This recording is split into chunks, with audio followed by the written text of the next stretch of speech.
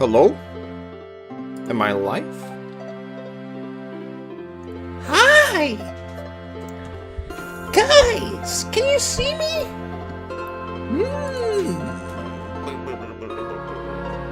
Why am I not streaming? Why can't you see me? Still?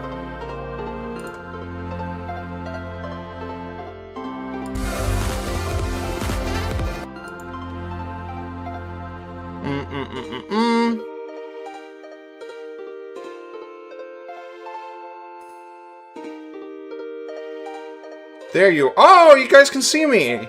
Okay, now next question is... Can you guys hear the music? The background music?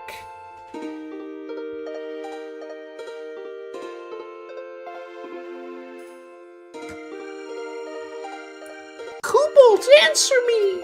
Come on!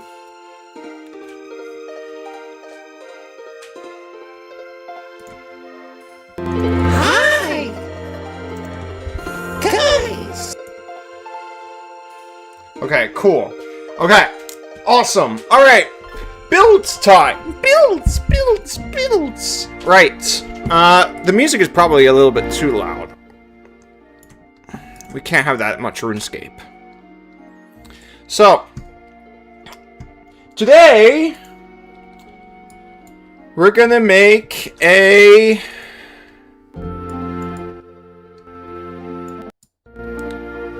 Warlock wizard build. And we're not gonna do the abjuration wizard way or the new content. Oh, I mean, this is sort of new content, but it's not freshly new like the brand new Warlock that came out. I don't even remember the name of it. I know it has a pet. I read it in the UA. Anywho, we're going with the undead routes. And the reason why is because, well...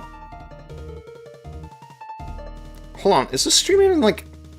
Oh, there we go. Okay.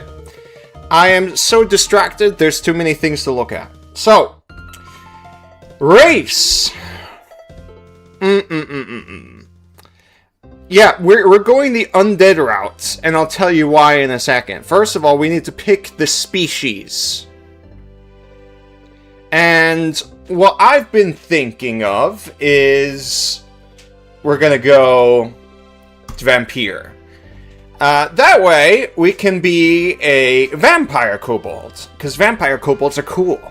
Vampire! There you go. Right. They're really fast, and what's special about these guys is the spider climb. And, you can move upside down and across vertical surfaces, along ceilings and stuff like that, without using your hands. Which is crazy strong. It's basically like a little fly. It's not as strong as fly, but it's still like crazy strong. But we gotta reach level 3 first. And then we got resistance to necrotic. Quickly about that, because of the Strahd book, and of course the new DMG that came out, necrotic damage. There's a lot more necrotic damage now in the game than a lot of other things. Like, sure, piercing, bludgeoning, and slashing are still like the most occurring, and so is poison. And fire, of course. But necrotic has picked up quite a bit. I don't remember exactly where it is, but it's still, like, super potent to have. Like, oh my god. And especially when you're playing in games like Curse of Strahd and what have you. As for the vampire bite, we probably won't use that. I don't know. I guess you could bite... Oh, that's what you could do. You can buy, like, a bag of rats, which is frowned upon in our hobby. But, you know, you can buy rats and bite them, I suppose, and just say, oh, that's for roleplay reasons. And then your DM's gonna be like, oh, okay, fair enough. You're a vampire. You need to feed off anything. Something. Or you could bite your friends. Who knows? Maybe they are into that. I don't know. Alright, we're now a vampire. Okay. Now, we need to go to Point Buy. Alright? So. Oh wait, hold on. We forgot something. Size, small. Because we're a vampire kobolds. We're A vampire! And languages. So, I haven't talked about the language meta anywhere in my videos. We always pick common sign language, because sign language is awesome. And I suppose... what's the other language?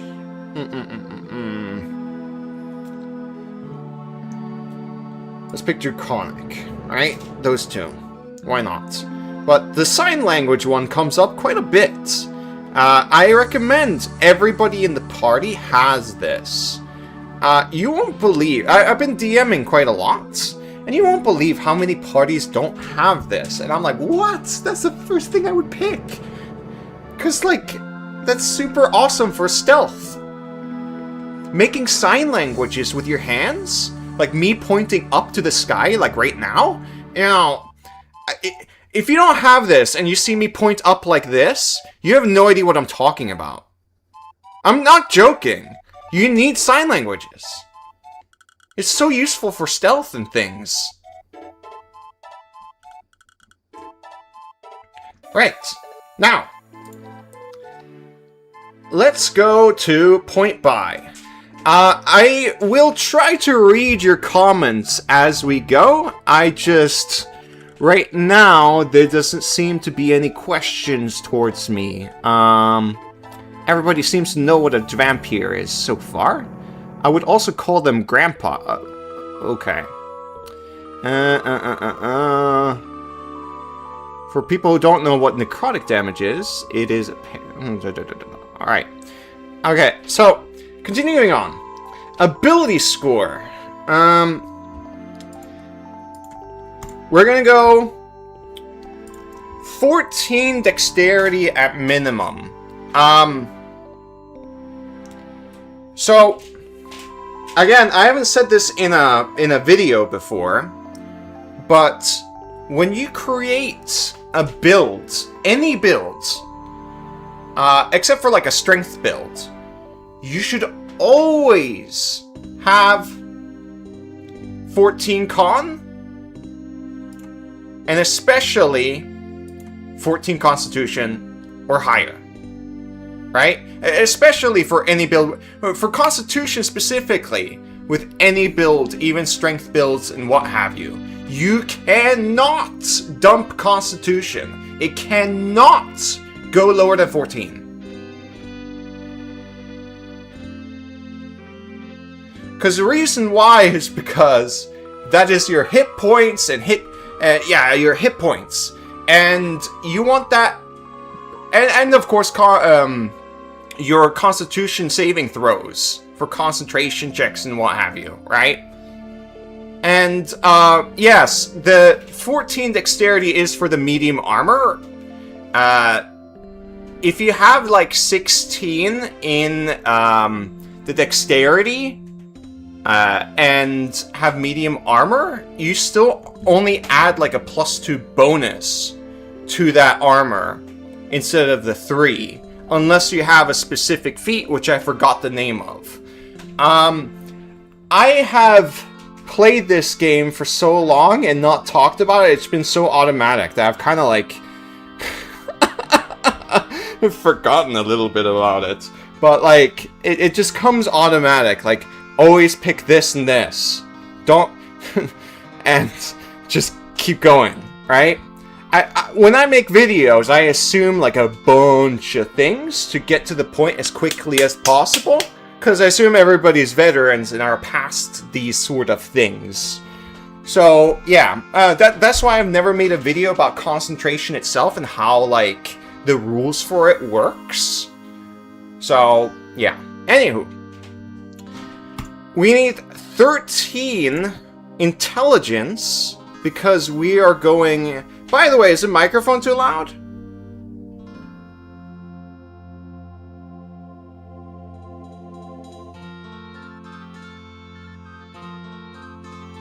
I feel like the comment section is slower than me. Well, anyways, I'm gonna continue. Nobody's mentioning anything about me being loud kobolds. So, 13 intelligence is for our multi-class, right? We're multi-classing into wizard, so we have to have that as 13. If we don't have that, we can't multi-class. Charisma. We're gonna max it out. I just realized we have a problem.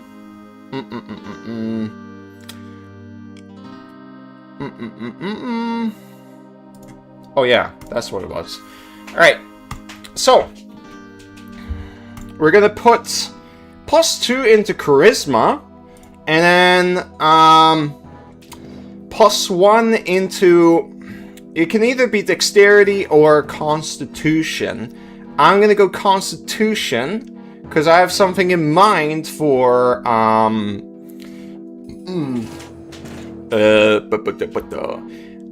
The thing is, as we go, I'll probably change these to be like, oh, maybe I should go this instead. But you know, you guys are on the journey with me. So for now, we're going to pick Constitution. So we got a 15 total in Constitution and 16 in Charisma. Yeah. One other thing to note when it comes to ability scores. Even hypothetically, if I don't max out my Charisma, as you know, my main stat is going to be Charisma for this build. Even if I don't max it out to 20, that's okay. Because the feats in this game are stronger than having a 20 in a stats. So really, we're just going to be aiming. Now, at minimum, we do want to have 18 in the stats. Because, you know, we're keeping up with... we have a higher DC and all of that jazz, right? But we don't have to max it out to be effective. And later on in the game, because we're going wizard, we're going to go for a lot of spells where we don't need to force any saves. Like, I plan on picking Wall of Force, and who gives a shit what the ability score is when you have that spell? You see what I mean? There are some cases here and there, but yeah. And there's like Phantom Steed. You don't need a good ability score to cast Phantom Steed. All we really need good stats for is like, I don't know, Hypnotic Pattern, Eldritch Blast, but these don't need to be 20 in the stats. Right. Now.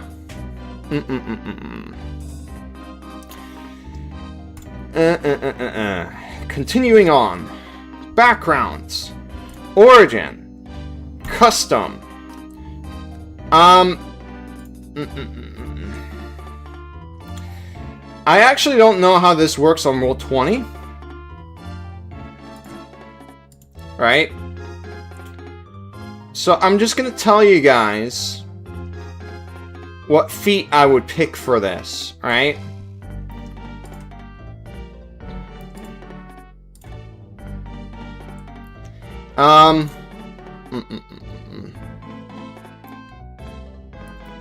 Sage would be like the safest option. And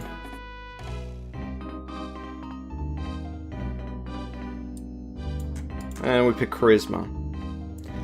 Charisma. Ability score. So sadly...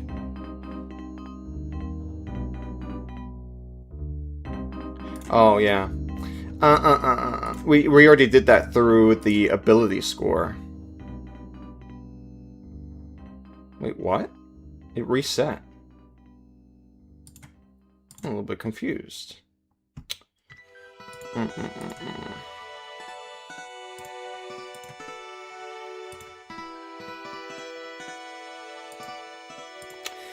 God damn it, Sage is forcing me into this situation. Well, that sucks.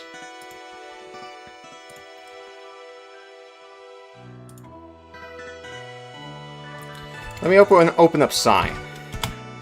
There we go. And of course needs to... Okay, now it's saved.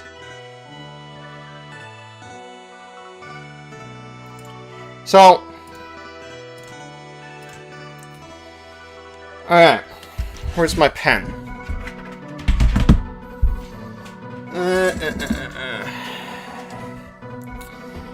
Okay. Let's use red. Background. Oop. Background.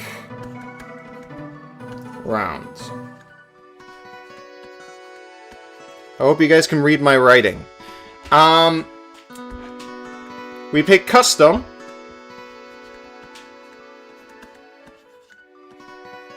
Right?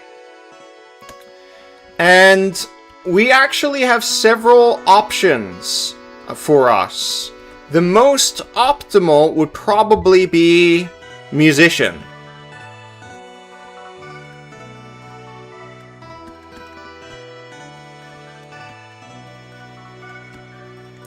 Right? Musician. The reason for this is because, well, we're a warlock. We're gonna be a warlock for a while. For a long time, actually.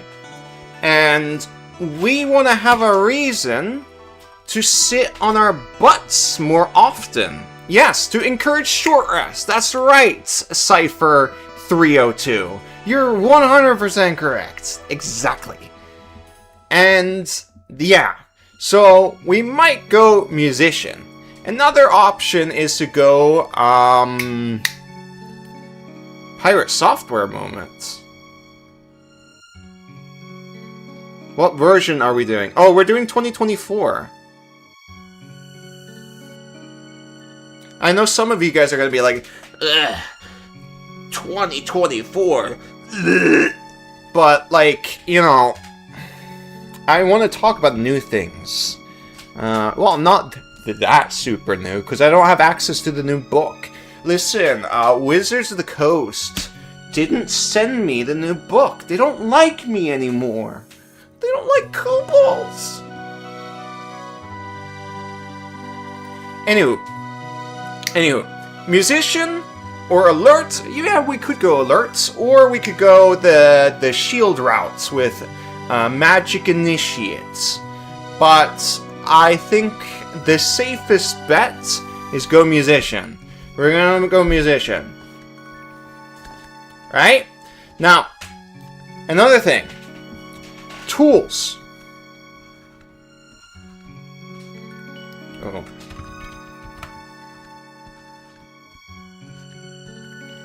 These are extremely important. Do not skip the tools.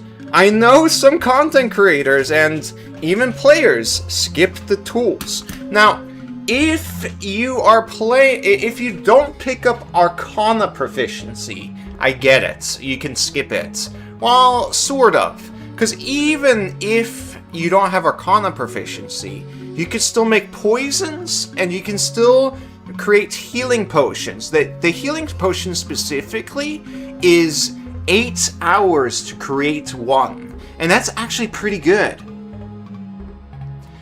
This build here that we're going into, it will be crafting, and you might have said, but Kobold, why didn't you go elf? Because they only need 4 hours of rest. Well, Gator, It's because the 6th level feature for Warlock, Undead Warlock, makes it so you don't need to sleepies anymore. You just need to take a little short rest, and you know, who gives a shit? You might have to long rest here and there because it restores other resources or just to refresh your hit die pool, but other than that, we'll just take a short rest and then have a gamer moment and just, you know, create things all night going fum, fum, fum, fum, fum. And then we create a bunch of shit. I'm still getting into dumb arguments on Reddit, trying to convince people 2024 is good. It's so dumb. People say things like, Druid just... Well... well, you know, I do agree. No, I'm surprised Reddit would say something like this. Now you're distracting me, burnt custard. Basically... It's funny that Reddit makes this argument now, because, you know, back in the day, I would be like, oh, Druid just casts conjure animals, and they would be like, no, nobody allows that, no sane DM would allow that. The thing with Reddit is they just want to argue about literally everything, and be a little bit of, contrarian. It's annoying. Just be correct. Oh my god. How many people are watching? 73 people. That's a lot of people. I hate the no sane DM argument. It makes me so... I mean, I've argued it before. Like, I'd say no sane DM would allow, planar binding, mass army kind of stuff, which is, you know, fair game, but like sometimes it's just like they just say ridiculous things. Anyways, I'm being distracted from the actual content. The tools we're going to be aiming for is Tinker's tools. Tinker. Right? So, the special thing about Tinker, right, is all the most broken things in the game are in Tinker's tools. Now, another one to consider, which is probably, you know, friendlier towards DMs, and not as game-breaking, because Tinker's tools is insane.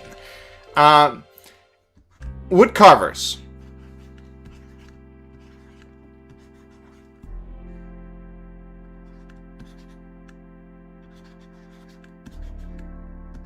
I can't write today. So the thing with wood carvers.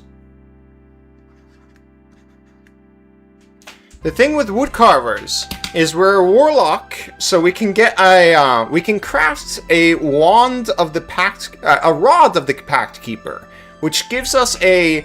Hold on, let's pull it up real quick.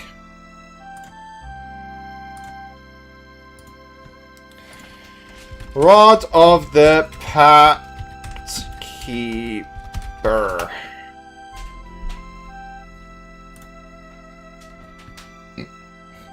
Right, so, it says, while holding this rod, you gain a bonus to spell attack rolls and saving throws DC of your warlock spells. The bonus is determined by the rod's rarity, so we're gonna pick, we're gonna get uncommon if we craft this, right? In addition, you regain 1 spell slot as a magic action while holding the rods. You can't use this property again until you finish a long rest.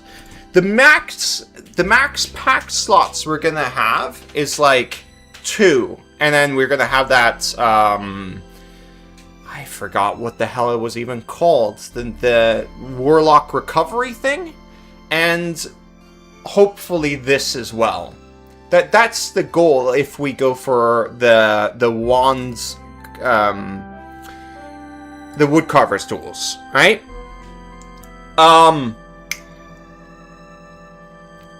Yes. Another thing we can do with woodcarvers is weapon of warning. Now, weapon of warning, it doesn't really matter what the weapon is. Preferably, you know, you have a marshal have this weapon. You know, it's... what am I saying? So, like, it doesn't matter. You don't have to, like, pull it out or anything. Somebody just needs to be attuned to it. You don't need to have proficiency in the weapon. It could be a spoon for all I care. Just have somebody attuned to it. The reason why is that when... yes, this is the big one.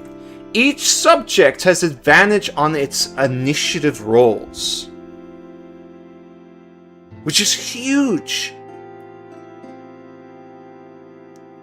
This is like as strong as like a 7th level feature. This is like Watcher's Paladin level of power.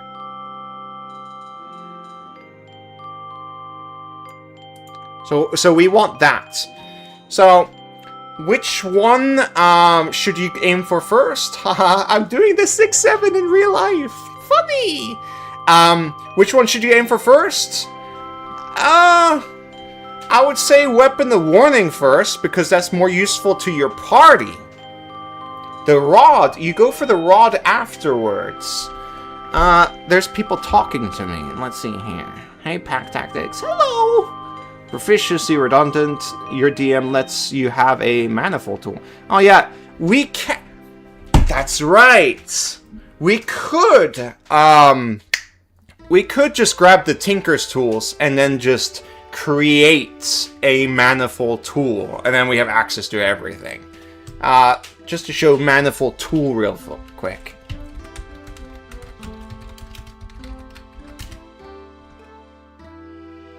There we go. Oh, what happened to my chat? Guys? You guys disappeared. I'm scared. Why can't I see you?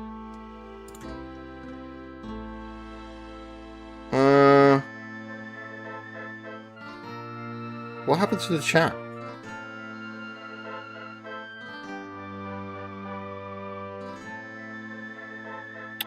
Shit.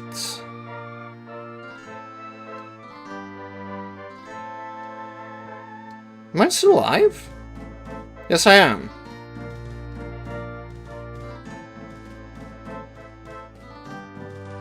Wait, hold on.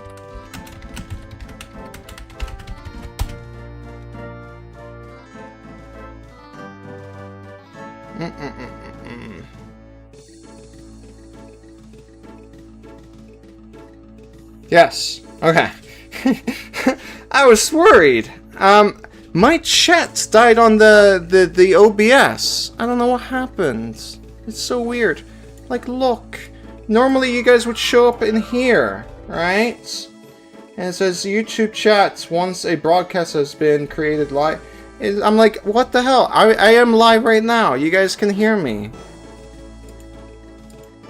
Oops, that's Discord. Anywho. Okay. Then I'm gonna read, yeah. If you go for the Tinker's tools, you can pick up the Manifold tool. And that's gonna take you, like... I'm doing the 6-7 again. I forgot. But not as much time as the other items, because this is a common item. Right? It's not uncommon. And once you get that, which is gonna cost you like 50 gold,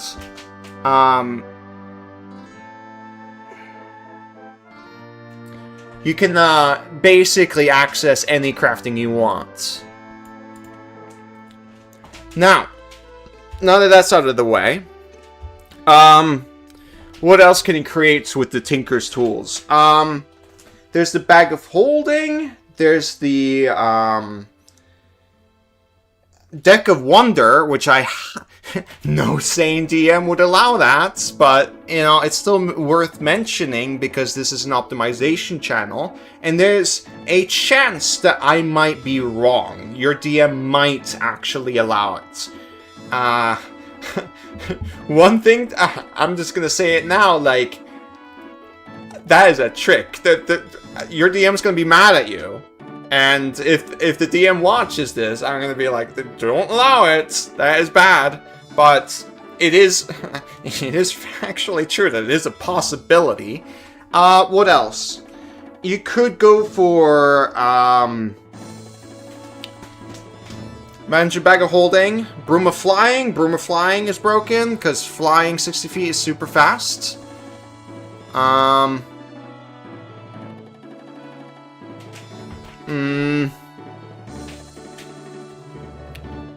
And... ooh, I'm trying to think here. I'm blanking out now. Let's go see the list. Magic items. Uncommon. Wonder. There we go.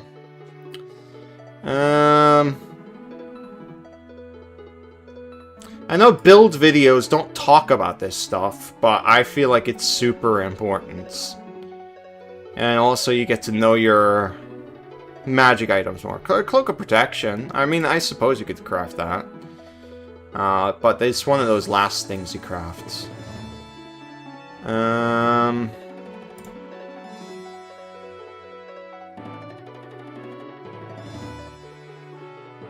Ever-smoking bottle. That's pretty good if... well, I feel like by the time you craft this, it's not useful anymore. But it, like, depends. If you know you're in, like, a kobold campaign, then this is useful because, like, there's a bunch of pack tactics there. Like wolves and stuff like that. Maybe Curse of Strahd. Maybe this could be useful for Curse of Strahd. Right? And,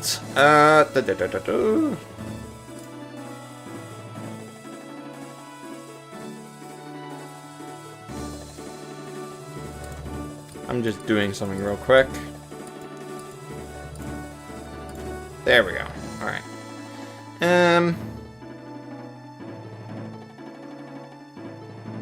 Headband of Intelligence! Now we're power gaming. Okay. 100% we're going Tinker's Tools. Tinker's Tools. Yes! We're fucking gaming!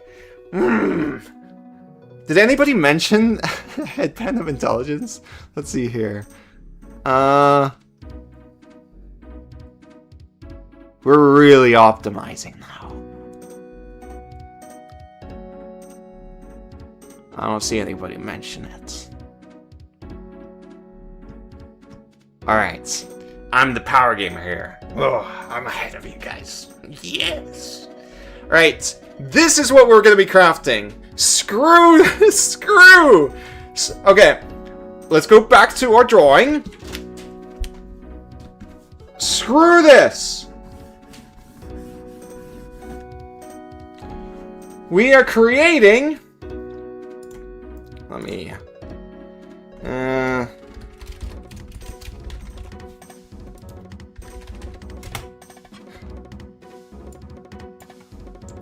fuck that! Kobold, don't say fuck! That's a mean word!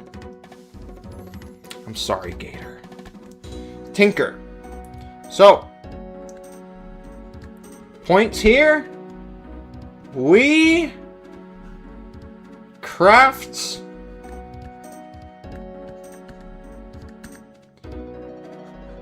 headband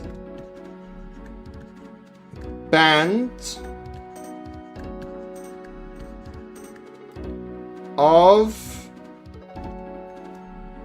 you guys can read my writing, right? Yeah. It's not really that bad. Of... shit.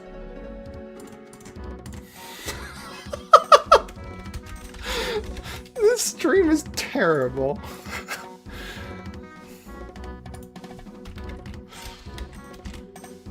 What do you mean? Come on.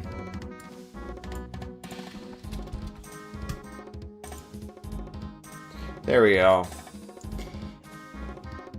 Intelligent.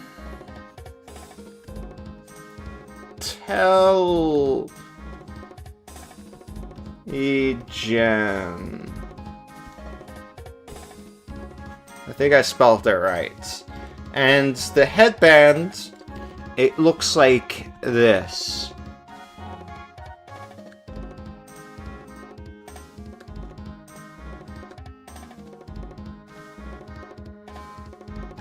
Something like that, alright? And then we make it blue. Fuck. I'm an artist, I swear. I swear, guys. I know how to draw. There we go! There we go. And... yes. You wear that.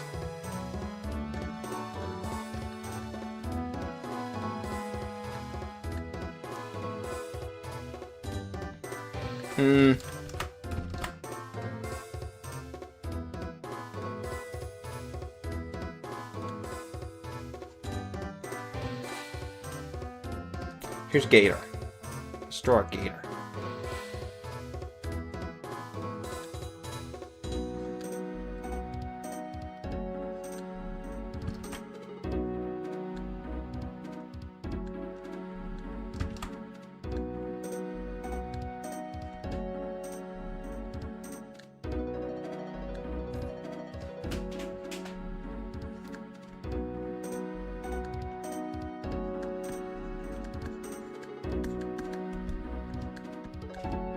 Smart! And it was, plus 19 int. Dude, our build is optimized. We figured it out. We figured out our wizard problem. Because I was originally thinking, hey, charisma is going to be our main stats. And it still is, right? But, ooh, we're also going to be good at wizard stuff because we have the headband of smartness. Yes, we're geniuses. We have advantage on our attacks. No, Gator's very smart. He knows how to throw fireballs. Listen, here's a controversial take, by the way, and I don't care if Reddit disagrees or everybody, but like, think of it this way: if you know how to cast fireball, you're smarter than any martial in the game, period. I'm not joking. Because having fireball is just smart. Even if you're bad at it. The reason for that is because half on the save does so much damage. So if you dump your intelligence, right, and your fireball's tied to intelligence, you're still going to be effective. It's crazy how strong fireball is. It's a big brain moment to have that spell. Oh, I did? I guess it does. Okay, there we go.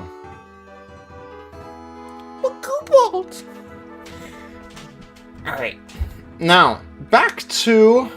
okay, so does everybody understand the gaming plan? Member for 1 month. Oh, thank you. I don't know what that means, but thank you very much.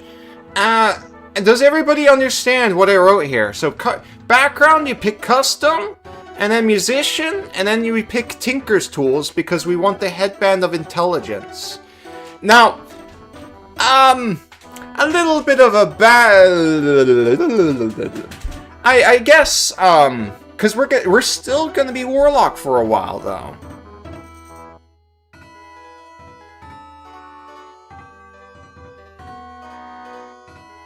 I'm reading the comments a little bit.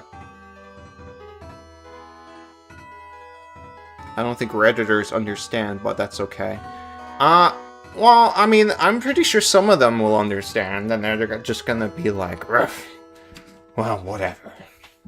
I don't know what the hell they're gonna argue. They argue something, and then they get tons of upvotes. And then they're... Yeah. Anywho. Yes. We're now done with the background stuff. You guys understand this. Like I said, we don't have to craft this headband of intelligence immediately, because we're gonna be like 6 levels into Warlock before we go fully into Wizard. But you know, we might take a single dip. I don't know. Just for the dip Wizard for the cantrips. Sean, we're gonna pick up Eldritch Blasts! And we're gonna do the Repelling Blast stuff. We don't need any other cantrips. Ugh. We need spells. Anywho, back to, oh, that's RuneScape. This here.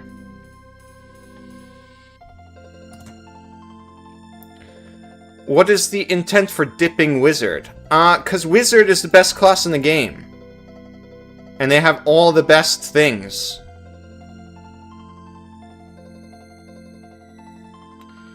We're memeing a little bit by going, Warlock. But, you know, I just wanted to go Warlock for some reason today. So here we go. Actually, you know what? Screw that. We're not going Warlock immediately. We want to do the classic optimizer thing. And you guys know what that is? Come on, let's see if you guys know. Do you guys know what I'm thinking? Let's see if anybody mentions it. Come on, come on, come on, come on, come on, come on.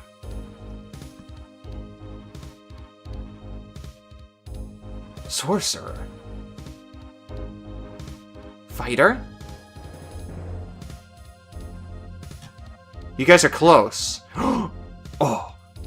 Artificer. Yes. Artificer. I lied. This live stream is a clickbait. It's not a Warlock Wizard build. It's a Artificer Warlock Wizard build. Everybody disliked this video. Cool, that's clickbait. So, the reason why we're doing this, it comes with some bad, of course. We're delaying our Warlock progression, and of course our Wizard progression. But being alive is way better in, you know, in case something happens, like ambushes, or you just didn't pay attention, or a misplay. And, you know, sure, you have your shield spell, and maybe like mage armor, but like we just want better defenses regardless, and we want the constitution modifier, and this fits with intelligence, and you know, our headband, yay, headband. What else? We also get cure wounds, we get absorb elements. We're only grabbing 1 level though, alright? Quickly on Tinker's tools, or Tinker's magic. So, there's a lot of things you can go with. I think optimized tables would tell you, hey, use oil, because oil has like this really weird interaction and weird rules in general. I've kind of been avoiding it with like a 10-foot pole because I don't understand. I think the ruling's like really weird, the rule itself. But like, yeah, the most optimal for optimization's sake is to use the oil, right? So you basically have like an owl or something like that fly over an enemy and then drop the oil onto that square, and then you or any party member can shoot firebolts at the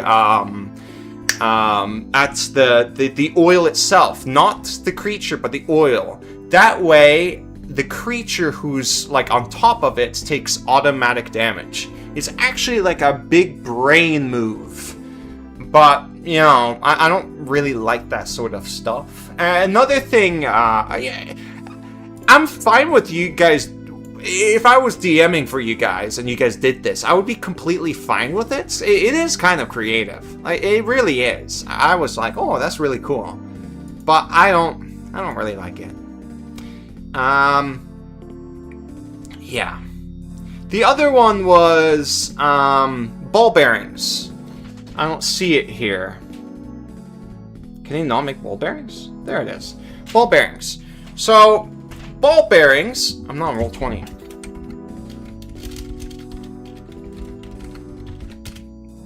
Roll 20. Let's just jump in the game.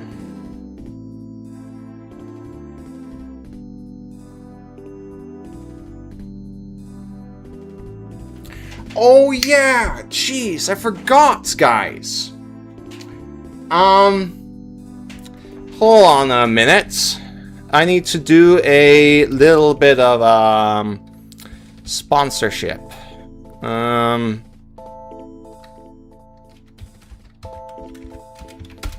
There we go. There we go. There we go.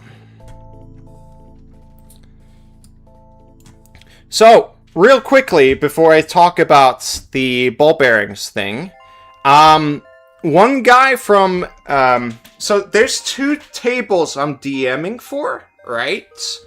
And one group has 6 players, one has 5 players. Okay?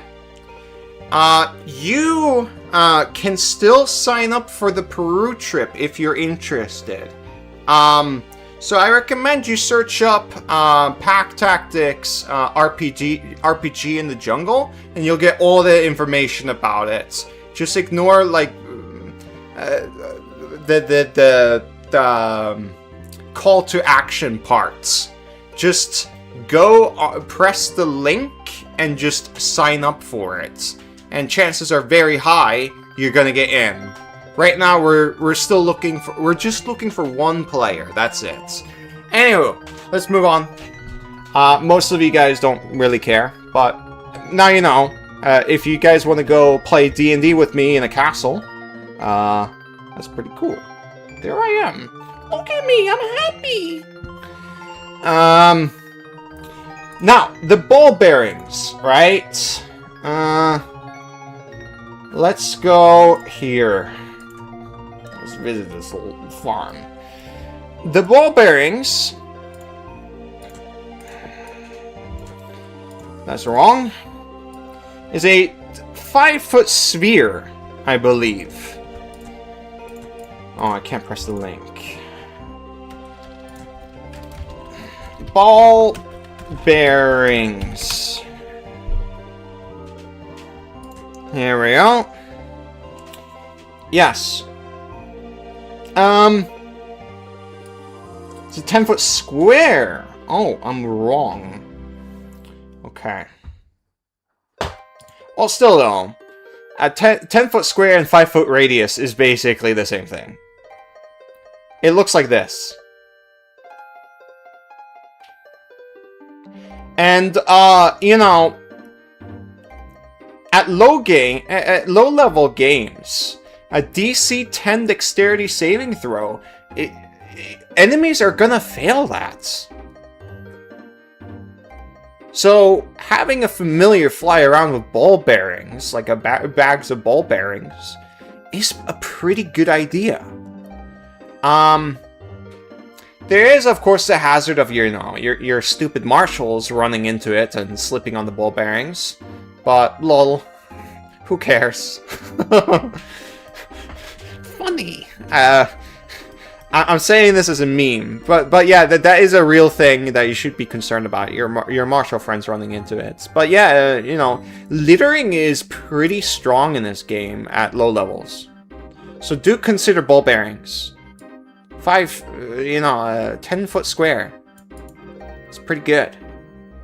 And then if you have like multiple bags, because of course your owl can hold multiple bags, you could place multiple squares.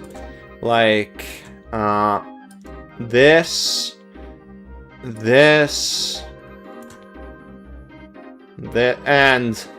this. Like, the more AoE there is on the fields, the worse it is for the enemies. It can also be the other way around, but, it's usually in your favor. Because, of course, you guys control where the familiar goes. Another thing to mention about familiar is we will probably go with the deer routes. Or, of course, if this is allowed, again, I have no idea if this is allowed at your table or not. I have to mention it because this is an optimization channel. If your DM allows the fly familiar, the giant fly, then use that, because that is like the best one, and you could fly around and all that jazz. Now you might be saying, Kobold, why should I have a mount when I can walk on the wall or upside down on the ceiling? Well, I'm glad you asked, Gator. It's just in case you need the mobility. And then if you want to meme and run on the ceiling, then, you can just get off the mount, which is half your movement, and then you just walk up the ceiling, It's easy peasy. You have 15 feet. You can move 15 feet when you got... Actually, I think your speed was improved. Was it not? Oh, 35. Yeah. You got plenty of speed. 15. You can run 15 feet up the ceiling, right? And that's usually enough. So, melee enemies can't reach you. 15 feet up the wall? If you really want to, you can just... If it's like a 20-foot seat... What am I saying? Well, whatever. You guys get my points. You guys have enough walking speed to get up the ceiling, and maybe even reach the ceiling. Whatever. Continuing on. Without a script, I'm a little bit mumbly, so I do apologize for that. It lowers the quality of my content, but I hope you guys are enjoying it. Let's read some comments real quick.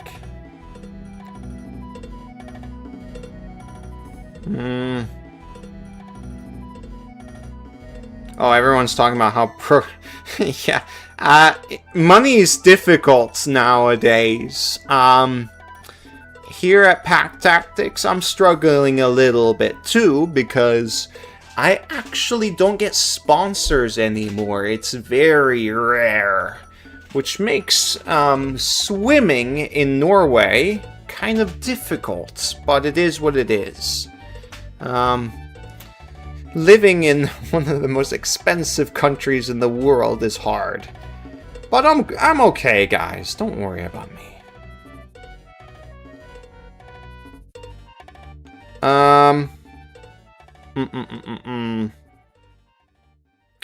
Right, it's soon been an hour, and we still haven't got past the level. Oh my god, we're terrible. I feel like... Should I make this commentary? I feel like Mr. D4 right now. Oh, another thing to mention with backgrounds. Let's go back to the writing. Back to the writing here. Skills.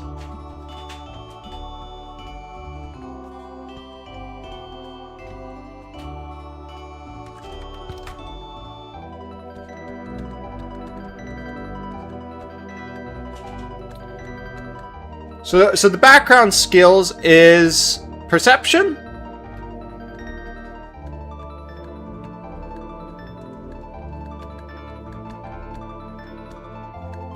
and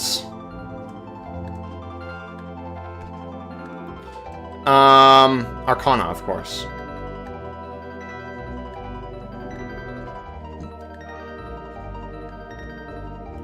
Okay. Again, you have to have Arcana. Without this, you can't craft the headband or any magical item. Okay? Ooh, stealth isn't... So, we don't need the stealth if we have a weapon of warning. Which is possible. I don't know if your party crafts. If they do, they'll probably have that handled. You just mention it. Oh yeah, you have an artificer level, so you can just. Yes. Okay.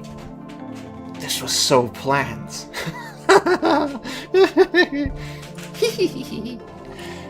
Right. So we gotta figure it out.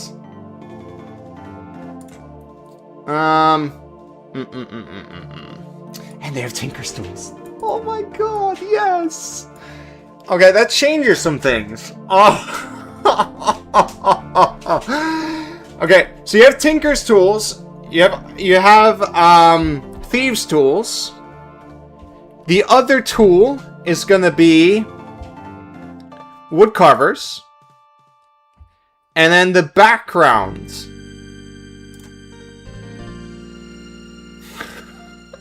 This is so messy.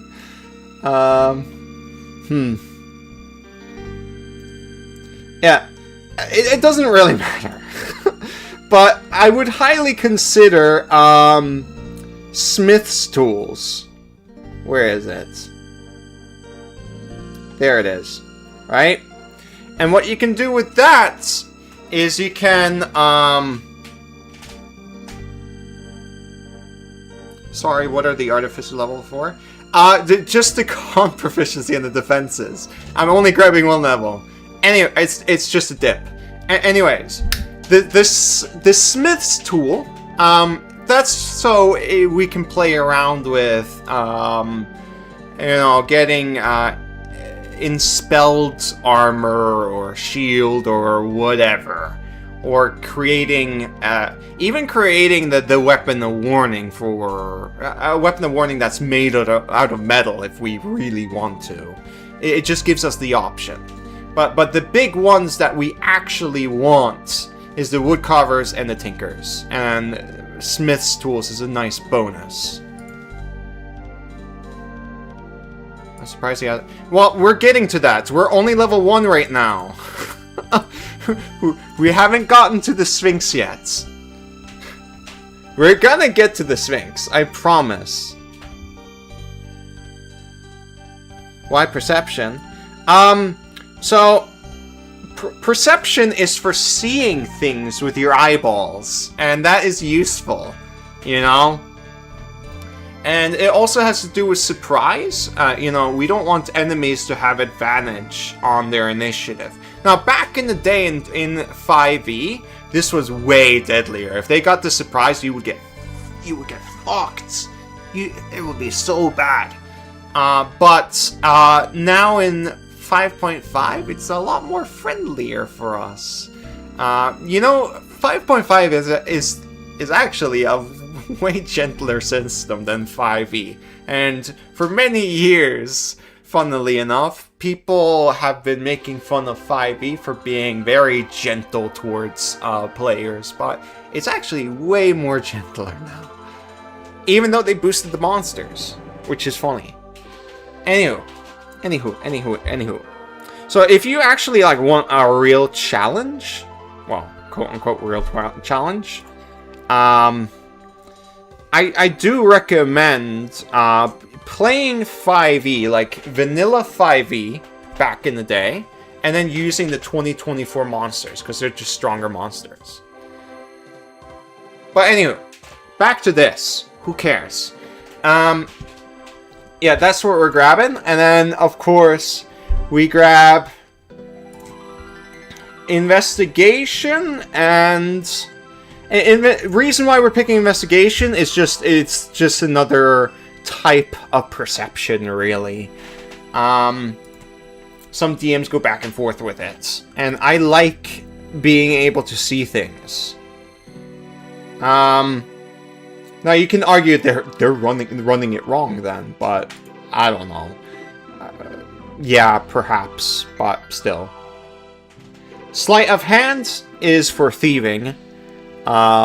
We probably won't be doing that. There's other things as well, but you know, I guess we can steal. So we get the money for a familiar, for example.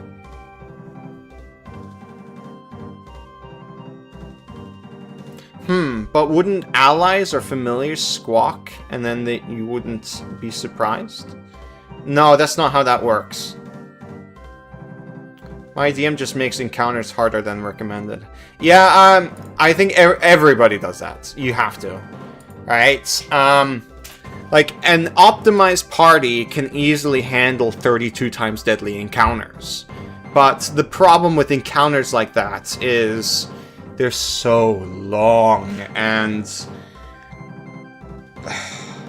it takes hours. Oh my god.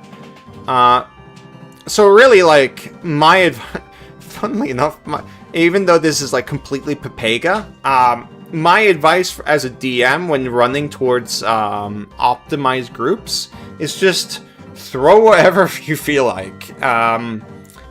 Basically, what is interesting to you? What would be an interesting encounter or make sense to the story? And for many years, that's just worked, funnily enough. Players have, of course, died. They haven't TPK'd, but, like, I'm fair with them, but it's, everything seems to be fine. I've not had problems DMing like that. There's only, like, rare cases where I do the math because I think, oh, this might one-hit KO players, which I don't like doing. But, you know. Anyway, back to this. Yeah, that's our first level for Artificer. So I hope everybody's caught up. Right? So we got Investigation, Sleight of Hand, Woodcarver's Tools. We have the Thieves' Tools, Tinker's Tools, and then we have Smith's Tools. I'm blanking out. Oh, Perception and Arcana, right? And if there's a familiar around from, like, a wizard or something like that. I know I mentioned owl a lot, but the reason for that is I'm assuming somebody else has an owl. So you're helping your friends have a better familiar. Use oil. Basically, drop the oil above the enemy so it falls to the ground, shatters, and then somebody can set the fire on fire, the oil on fire, which is automatic damage, and there's the burn effect. Or you use the ball bearings. Okay, we're all caught up with that. Now we need to talk about equipment. we're gonna buy our stuff to save a bunch of time. I should have made a drawing about this, unfortunately. But yeah, we want the... let's go... Add starting... Oh, crap. I did not mean to do that. Here we go. Load. There we go. So, we want the crossbow.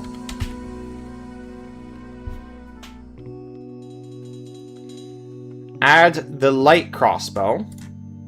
Oh shit, we forgot the spells. Let's go back to spells. That's what we forgot. Silly me. Why didn't you guys say anything? You guys are so quiet. Hello? Did the stream end?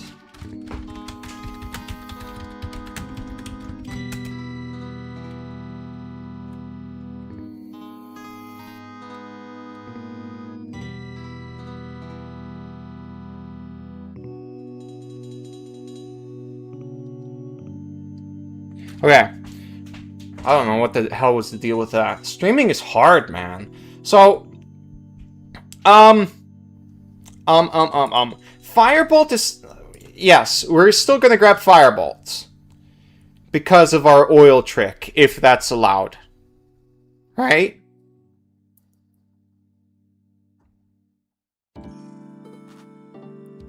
So, yes. There's the cantrips. This is only I mean, even then. We'll get to this later. If I remember it. Absorb elements? This is really early absorb elements. We don't need this until, like, tier 2. Right? But, you know, we might as well grab it now. Because, well, the Artificer list is terrible. So, yeah. The other spell we're going to grab is Cure Wounds. And... Jump is worth considering, but we're going Warlock, so... You know, we won't really... We're picking Jump through Warlock. Cure Wounds, you guys know how this works. Our spellcasting ability modifier is going to just be 1, though. But even then, Cure Wounds is really good. And I gotta be honest, even with like a +1 in, you know, our Cure Wounds, once we get pack slots, like, Cure Wounds, like, pack slots Cure Wounds is really, really, really good when you think about it. So, yeah. I don't know how often we're going to be doing that, but it is a possible thing we can do. If you just want everything to be pack slots Cure Wounds in tier 1 until you get 2nd level spells, I would say that's a pretty good idea. I really would. Did sound turn off for anyone else? What?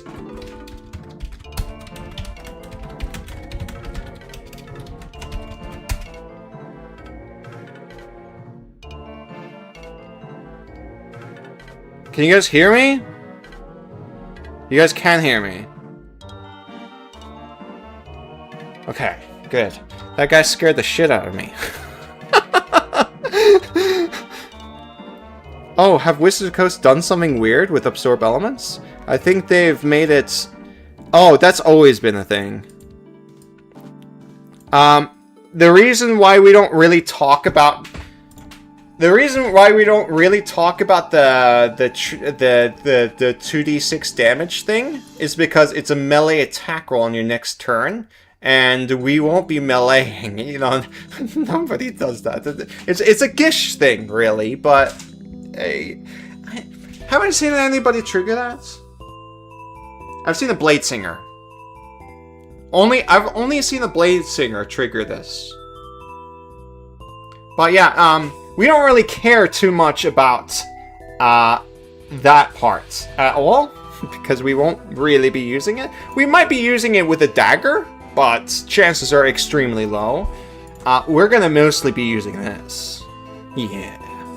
Alright, cool. Now, we're done with the spells. Now we can go to equipment. So, light crossbow's the big one, right? And the other equipment we want is shield.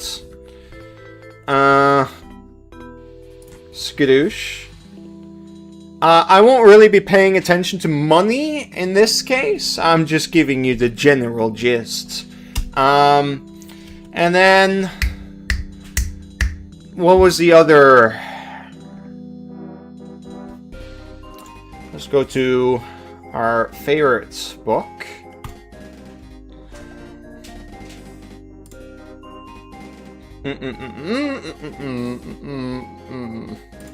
Armor. We want a medium armor, right? And it's gonna be scale mail. Yes. Pretty pricey. 50 gold. But, you know, that's what we need. And 14 plus 4 plus 2 is, of course, 16. We don't have the shield spell yet, unfortunately. We do have a shield, though. But we won't be holding it at first level. We're going to be holding the light crossbow. And I know some of you guys are going to be questioning, oh, what about True Strike and stuff? We have a +1 modifier for intelligence, so we're not doing that. And, of course, if you guys really want to use the True Strike stuff, I recommend doing it through Warlock. Yeah.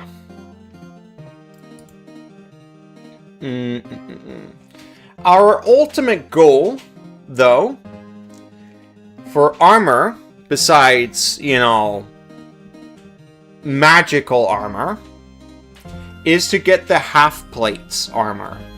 I know a lot of people go for breastplates, so they don't have disadvantage to stealth, but honestly, I don't think that's very good, because, well, you're gonna most likely be aiming for crafting the weapon, the warning. So, grab the half plate. It's more defense. We want to stay alive, and we want to be very hard to hit. So yeah, but we can't afford scale mail right now because it's 750 gold. That's a tier 2 item, basically. We worry about that at level 5-ish. Even then, it's a little bit difficult when we're crafting magic items in general. Maybe you'll find it as loot. I don't know. Alright. That's that. Scale mail.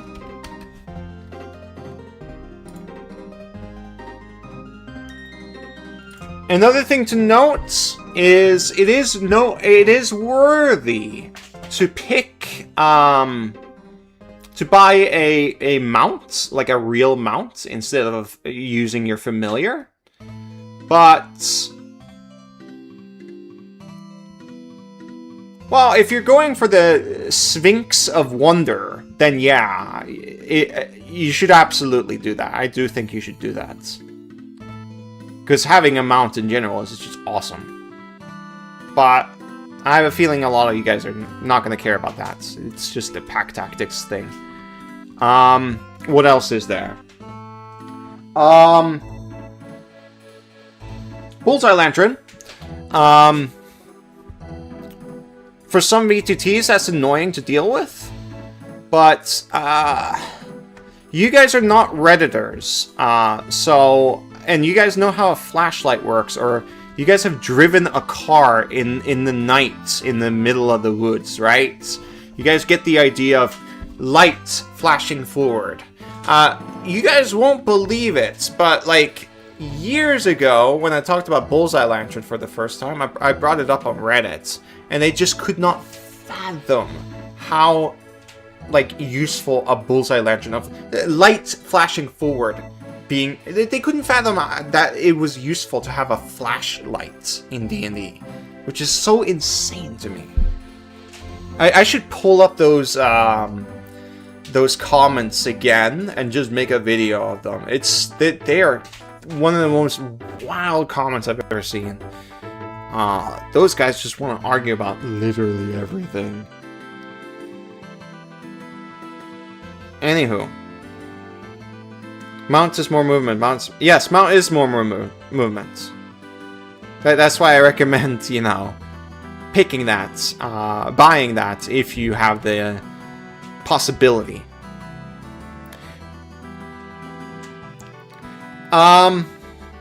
What other items?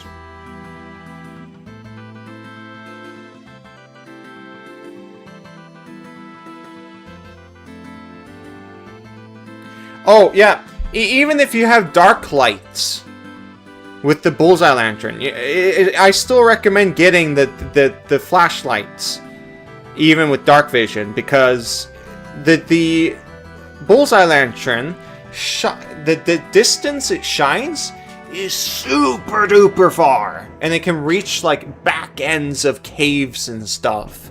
And also, your party members might not have the dark vision. I know tons of species have it, and it's a total meme, but like still. And also, think of it this way, and this is not that deadly anymore compared to 5e. But like, when you're in darkness and you have dark vision, you still have disadvantage to perception checks, which means you can be surprised.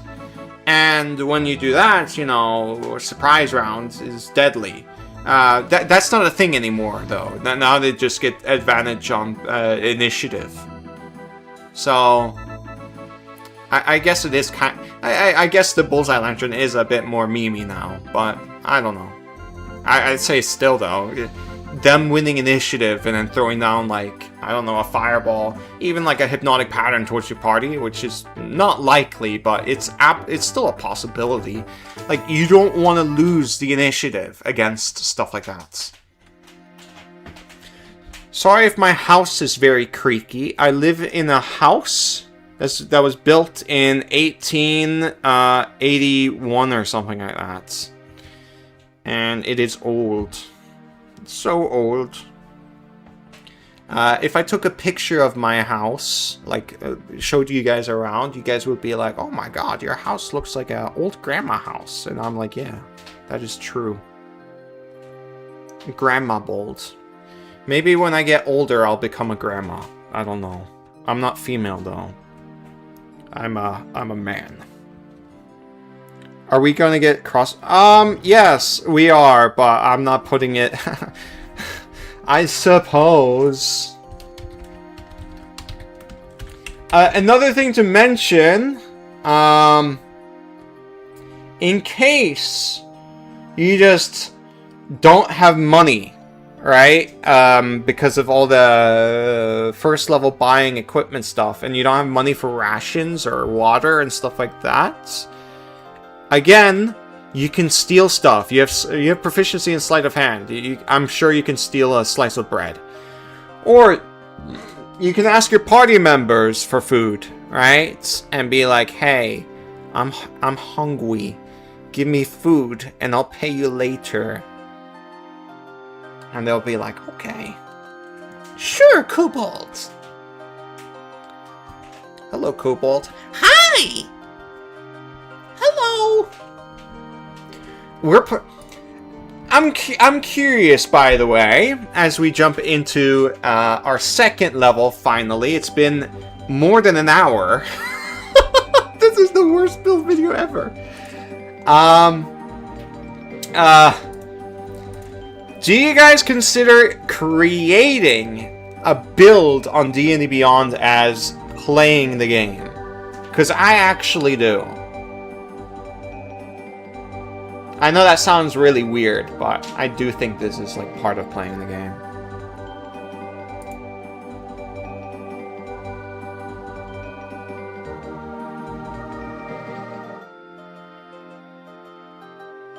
I'm just reading the comments. Oh, by the way, I should probably show off what our vampire kobold looks like. Let's see if I can find it. Be warned though, he's really scary. Okay? You guys might shit your pants and be like, "Oh!" and then leave the stream. Let's see if I can find them.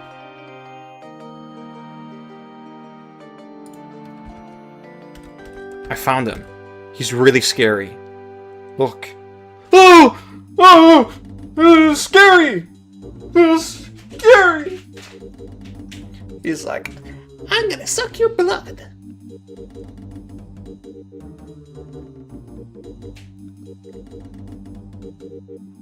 scary. So yeah, now you know what he looks like. He's drooling a little bit. Hey, kobolds, do you like restrictions when building? No, I don't. Well, it depends what the restriction is. I'm fine with, like, homebrew restrictions, like, no homebrews allowed, which is fair enough. Anywho. Oh yeah, the vampire bold, instead of yips, he goes, "Rawr, rawr."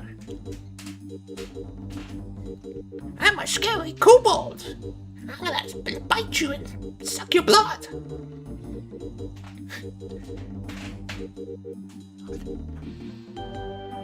Don't come to my house or I'll suck your blood. Right, so, Eldritch Invocation. We're gonna pick Pact of the Chain. Again, even with Pact of the Chain, if you guys can grab the giant fly, I still, perhaps it would be better if you can pick the giant fly. Perhaps it would be better to go for Tome then and pick the Find Familiar through there, but I don't know. It's still valuable in downtime to have the Sphinx always as an available option. For those that don't know, let's pull up the Sphinx.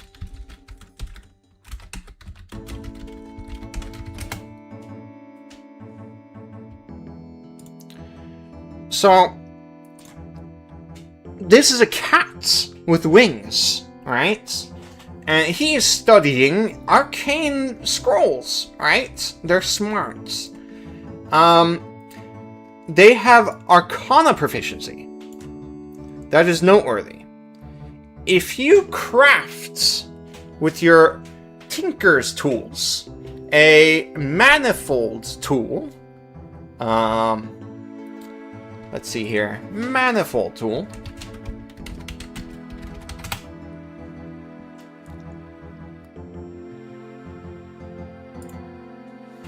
Right?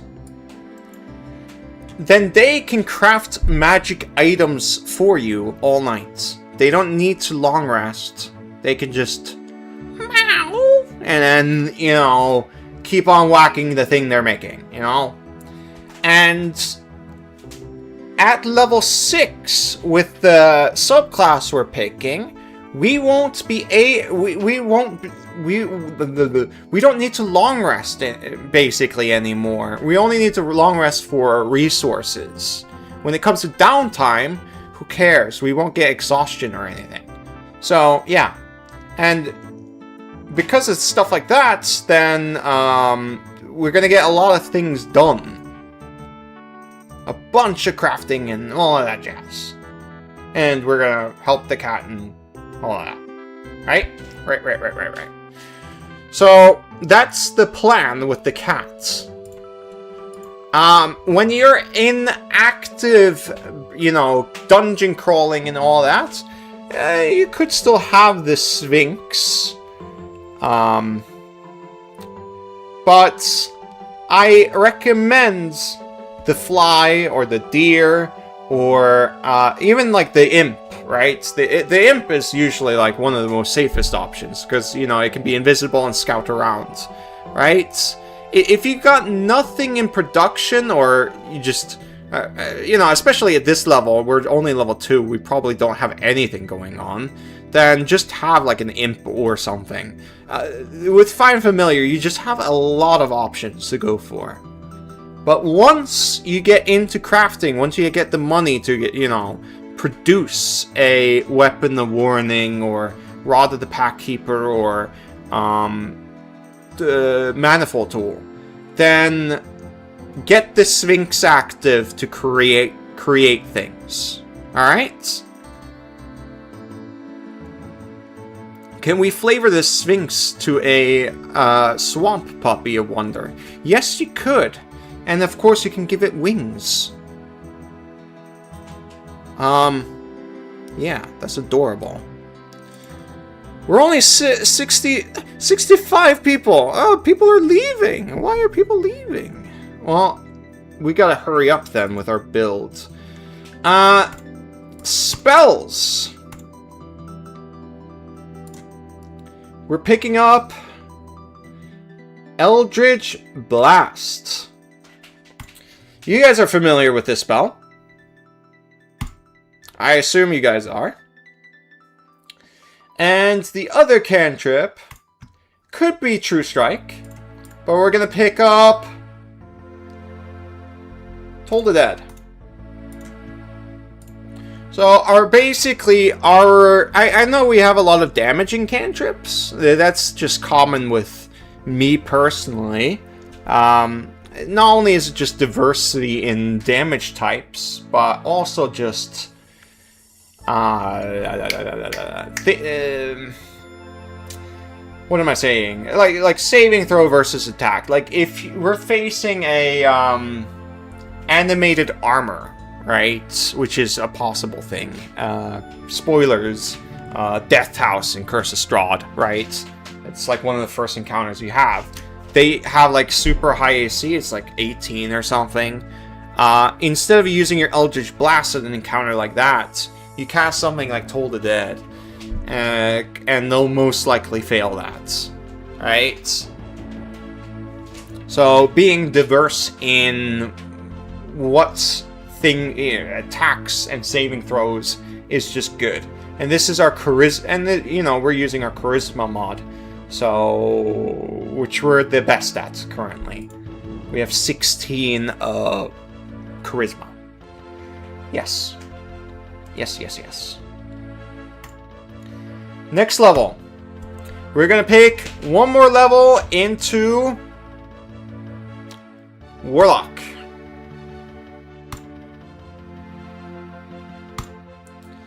A little bit of a problem. We're level 3 and we don't have the shield spell, but that's okay. Because enemies will usually have like a +4 modifier to their attacks to like 6. Like at worst, you'll see like a 7. Oh my god, Silas is here! Hello, Silas, and 40 found. When did you guys come here? That's awesome. I didn't expect you guys there. Anywho. Yeah. We can secure our defenses further by just going the wizard routes. But I want to charge level 5 wizard as fast as possible because, well, we've already delayed our progression a little bit too much. Well, not really that much, but still, like, by the time when we hit 6th level, what am I saying? When we hit 6th level, that's when we finally have 3rd level spells, which is, a little bit concerning, but, it's not terrible. Anyway, if we delay it further, then that's pretty bad. So, the spell pick is gonna be... Did I forget to pick first level spells for first level? Shit, I did. Well, whatever. I might as well add it to this. We're gonna grab Hex. We probably won't be casting it. Well, maybe. Remember, we have the first level Cure Wounds.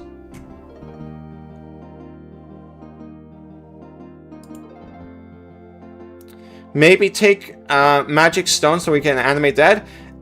Later. That's when we get to the wizard stuff. When we get to wizard, remind me about Magic Stone, because there's some things I want to talk about there.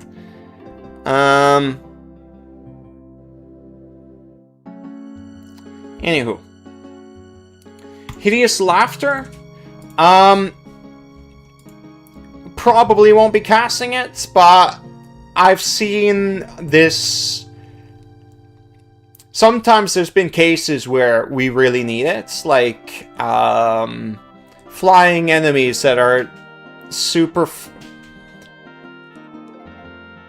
I was playing a game a while ago where we were on top of this pillar, right? And, you know, we're like 120 feet up and there's flying harpies or whatever.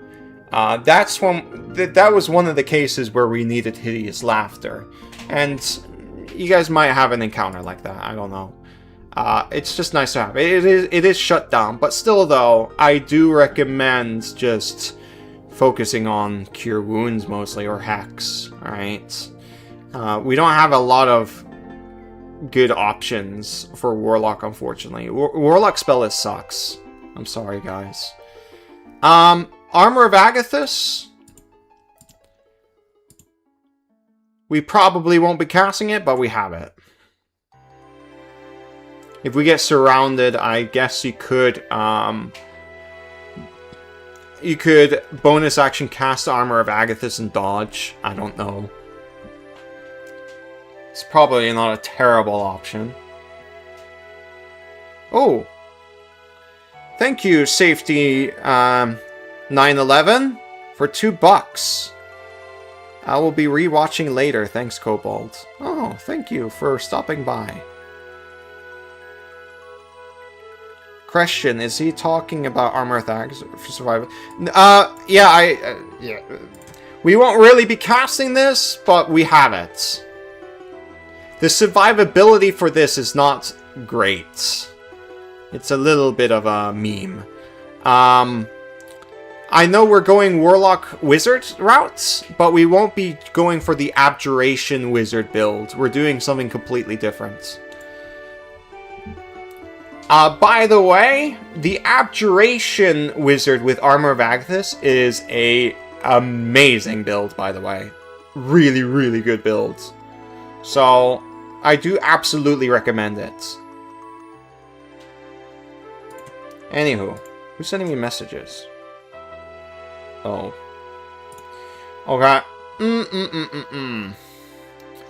That was that. The other feature we get is Magical Cunning. And of course, we have 2 pack slots now. Right? So we got 2 spell slots from Warlock. And 2 pack slots from Warlock. We have 2 spell slots from Artificer. And 2 pack slots from Warlock. That's what I'm trying to say. And we've got the Cunning action. So, which is quite a bit of ammo. And, you know, we have our Musician thing, feats, which is going to convince our party to short rest more often. Because getting Heroic Inspiration so easy is amazing. Abjuration, arguably underrated, frankly. Really? No. Tons of people in optimization speak highly of Abjuration. I've never seen anybody say anything bad about it. I know quite a lot of... There was somebody in Tabletop Builds, their first wizard they ever played was an Abjuration wizard. I'm a little bit jealous of him that was his first experience. My first experience was a life cleric, because I was trying to get into Roll20 games easily by abusing the stereotype of, Oh, we need a healer. and that got me into games. It was smart. It worked. And, you know, it's a cleric, and I did the Spirit Guardians thing, so, you know, I had fun with it. Anywho, Eldritch Invocation. We're gonna pick up Repelling Blast. And, of course, Armor of Agatha. Agonizing Blast, that's what I'm trying to say. So these two. We have to have these two. We Eldritch Blast and we shoot people.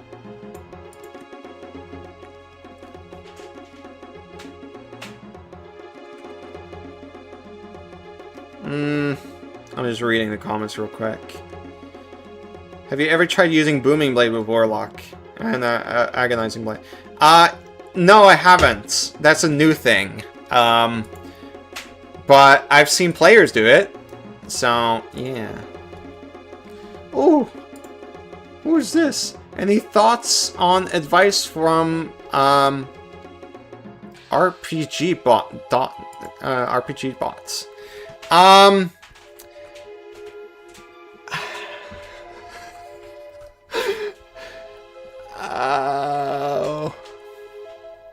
I don't know, because he might be, the stuff he's doing might be different now than what it was back in the day.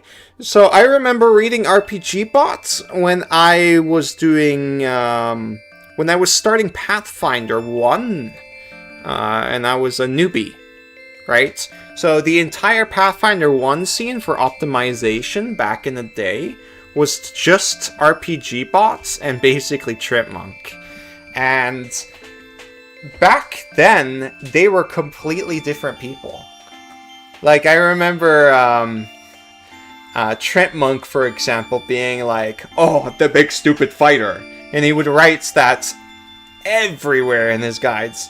And now he doesn't do stuff like that anymore.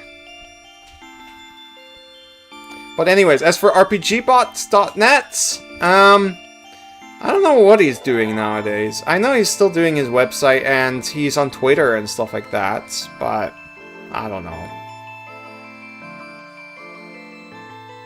He's okay, I guess, if he wants, like, alternative advice, I suppose.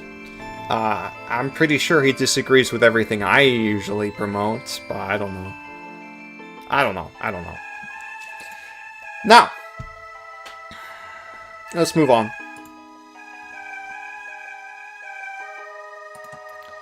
Level 3. Now we get now we get our subclass. And we're gonna pick Undead Patron. So, Undead in 2024 is nerfed. They don't get Phantom Steed anymore. But they do get this here. This is what we care about. You don't gain exhaustion levels from hydration, malnutrition, or suffocation. In addition, you don't need to sleep, and magic can't put you to sleep. So, this specific part, you don't need to sleep. That's what we want. And I guess you could make an argument that this part here is better than Phantom Steed, but I don't know. I don't know. I guess for, like, higher levels, when you got tons and tons and tons and tons of money and tons of... It depends on the downtime, really, I suppose. But yeah, this is what we want. That's the goal. And then once we have this feature, that's when we go wizard. Like, deep wizard. Okay? So that's the gaming plan, guys. Oh, so undead warlocks can stay underwater? Or yes, they can. Yes.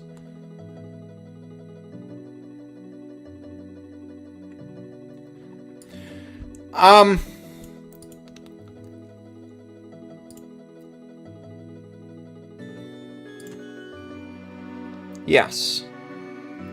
So, that's that. We get Form of Dread. Shoutouts to Hane. This is basically the same as old. Once per turn, when you basically we can use a bonus action to do a magical girl transformation, right? So imagine this guy turning into a magical girl. That's what we can do, right? He gets his little Sailor Moon costume and he looks adorable, right? He's already got the eyeliner on, you see? Yeah. He'll look real pretty. And then we get the bonuses of temp HP, which doesn't stack with our Armor of Agathis if we're casting that. So that's unfortunate, but you know, we have immunity to Frighten, so good against dragon fights. And once per turn, when you hit a creature, we can force a Wisdom saving throw against and force the creature to get the Frightened condition until the end of your next turn. There is some interesting interactions with this. We could deep dive further, but I feel like we don't really need to because we're just going to be Eldritch Blasting and all of that jazz. We're a build that stays in distance. Alright.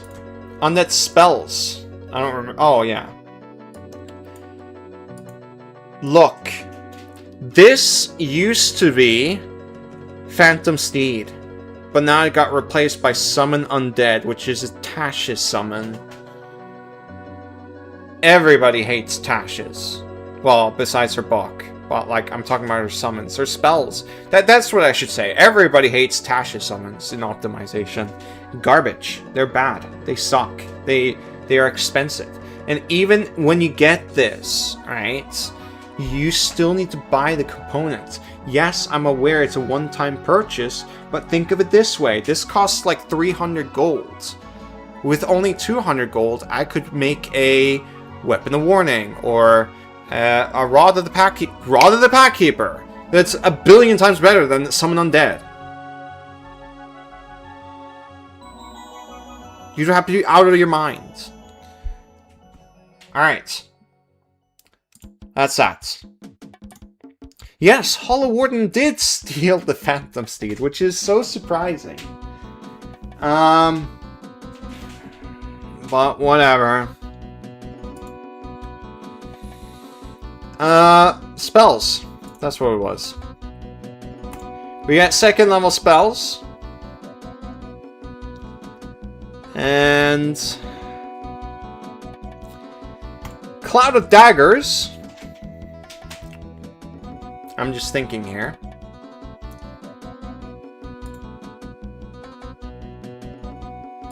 Don't we already have Phantasmal Force? Let's see here.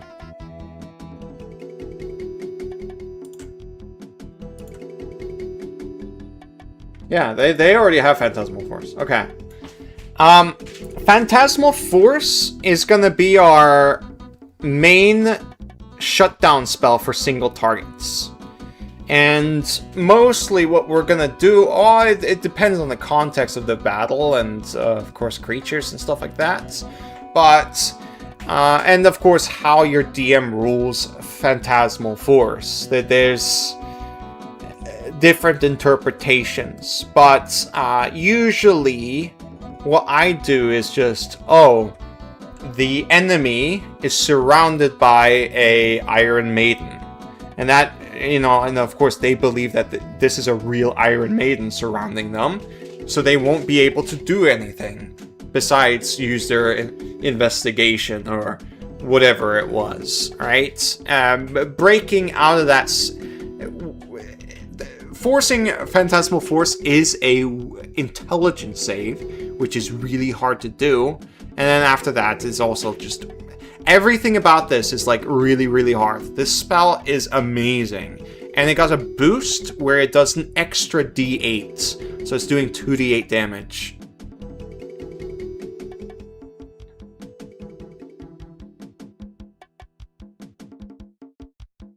I'm seeing Vistage comments. Is that the new Warlock? I forgot. Again, guys, I don't have access to that book because Wizards of the Coast, they don't like me anymore. Nobody likes kobolds anymore. I'm so sad. I don't get Wizards of the Coast money. Sad, kobold, sad.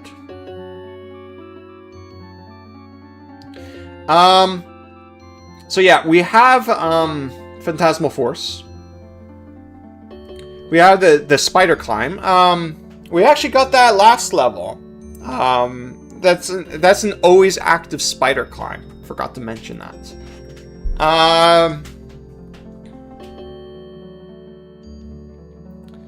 The spells we're gonna pick, Cloud of Daggers. I'm just skimming again, in case there is something. Suggestion could also be a good pick.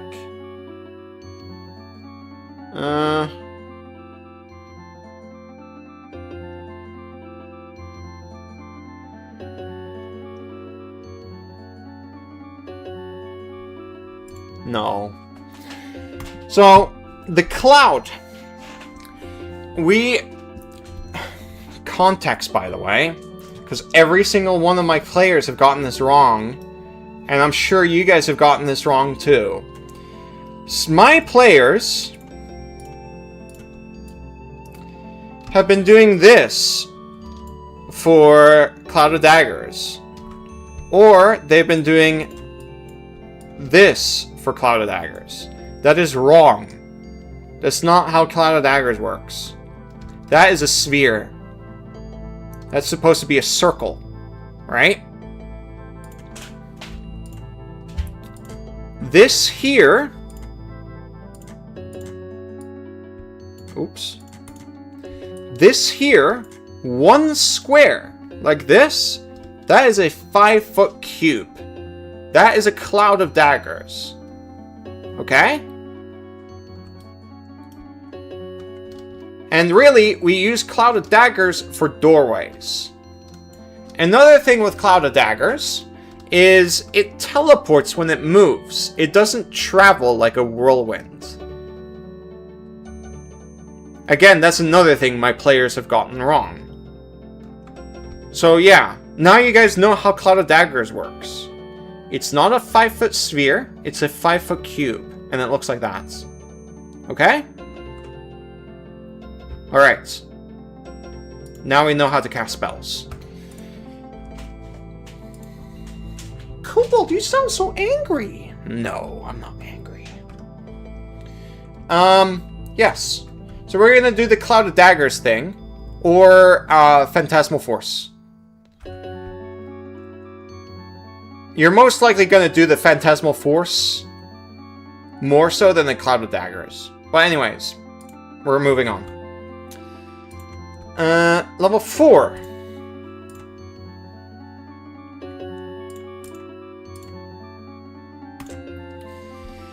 Ability score improvement. We're gonna always pick a feat.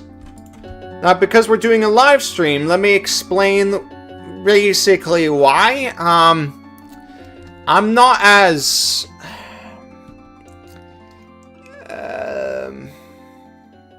how would I phrase this? I won't be really as detailed as, like, somebody like, Tabletop Builds when it comes to this. And, of course, feats you pick now that are not origin feats are, they provide a half ASI anyways.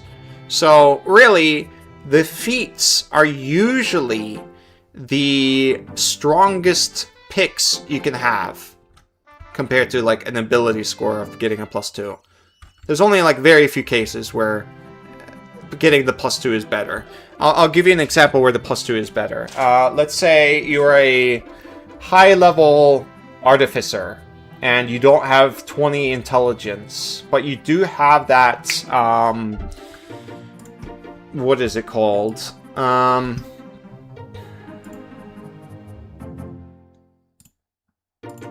Spell storing item, right? Getting the +2 intelligence to get that 20 is just better in that case, because then you get more charges for this. Other than that, the feats are the best every single time. Usually. And the feat we're going to pick is Warcaster.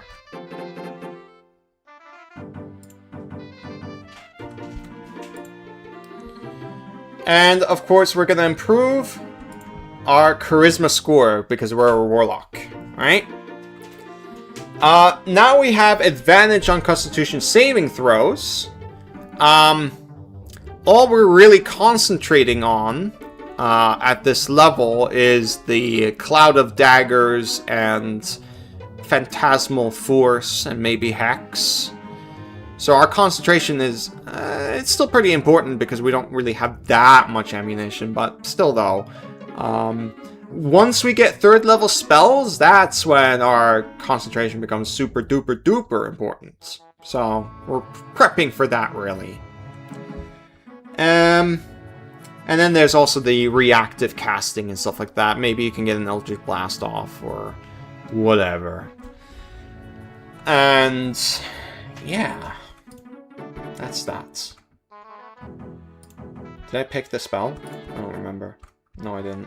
Oh, and cantrip.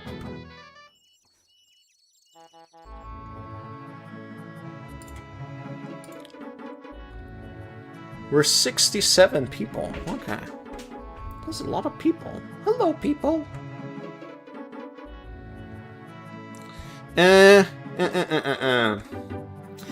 the cantrip pick doesn't really matter that much. We can pick up the magic stone.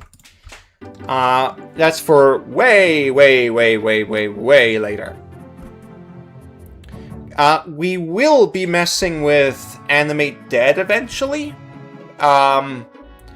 Which is another thing to talk about. You know, there's a new book coming out very soon, and it's going to have the new Necromancer in it.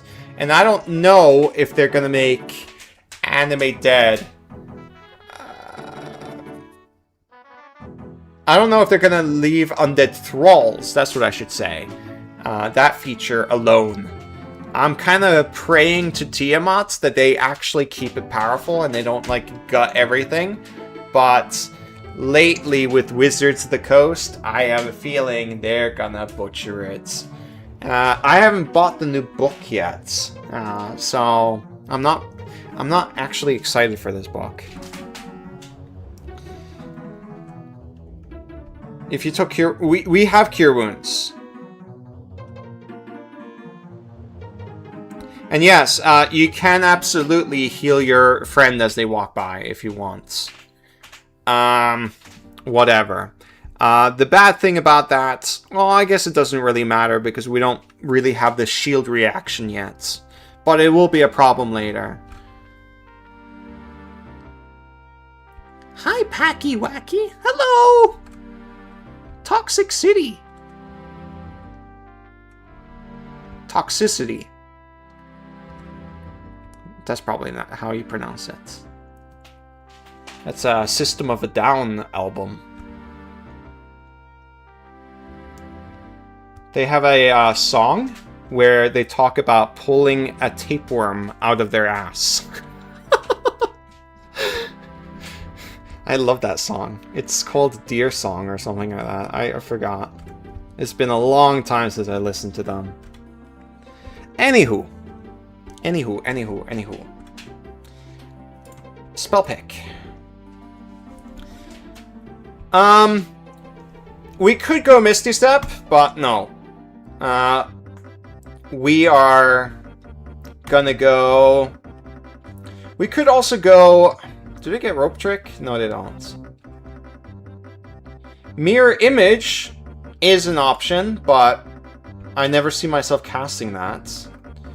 So we're gonna go suggestion.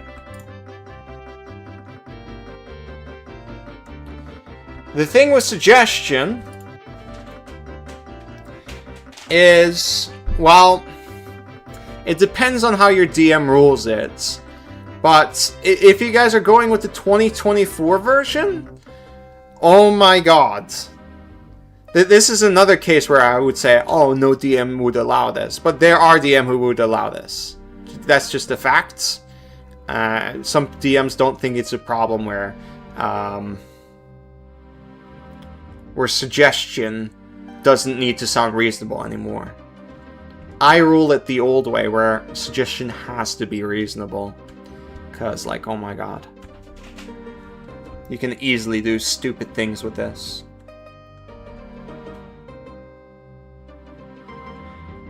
The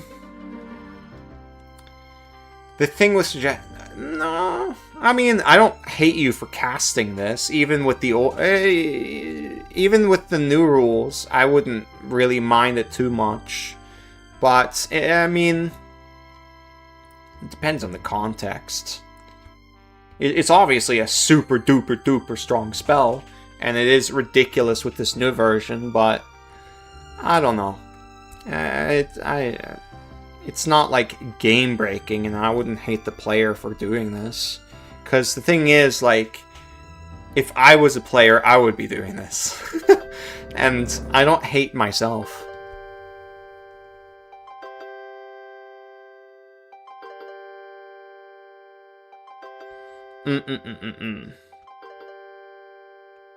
We're level 5 and still don't have shield. Listen, we have like 18 shield. We're okay.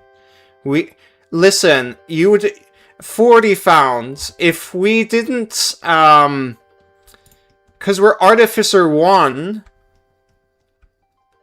We would be like level 7 by the time we get 3rd level spells. And you would have that same reaction, 40 found, so shush. But yeah, I mean, it does feel pretty painful. But keep in mind, like, most enemies at this level only have like +4 to like +7 on their attacks. So it's not a big deal. They still have like, what? A 55? No, not even. 45% chance to hit? You're fine, dude.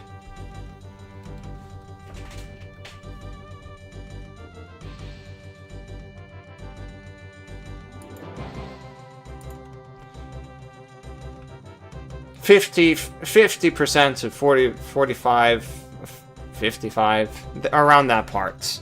That's their chance to hit. And the damage blows are not that big of a deal. Yeah, the dip is really painful, but, you know. We're okay. We can also walk on the ceilings, 40 found, so we're fine. Let's move on to level 5. That's when it gets good. We get an Eldritch Invocation. We're automatically going to pick up the broken one. Because of course. And that is Gaze It to Minds. Basically, with our familiar, or anybody really, any willing creature, we can cast spells through them so long as they're like 60 feet away from us. Round about that park, right? So we can snipe with this. We just stay behind cover and all of that jazz. Right? That's what's going on there. Another thing we could do, of course, for extra protection, is we can walk on the ceiling, lay prone, and then, you know, gaze it to minds with our, you know, imp or whatever, right? Now, the bad thing about that, of course, is we're technically laying prone, and, you know, that would provide disadvantage. So, if you had the new fighting style feats, which is super broken, then it would just be a normal roll, I suppose. Anywho. Yeah, we're fine. We could snipe a little bit with this. And, yeah. The other one...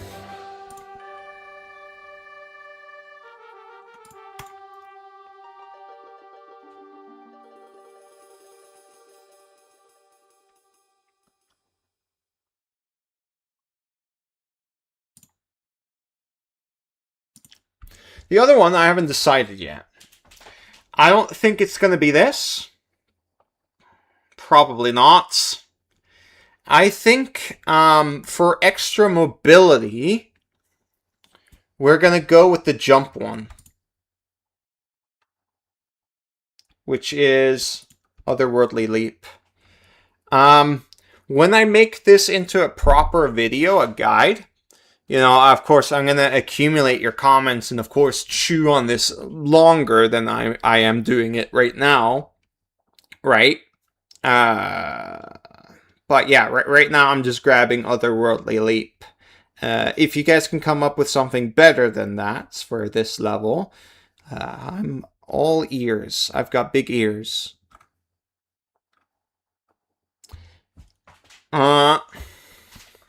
We're 2 hours in, and we're only like level 6.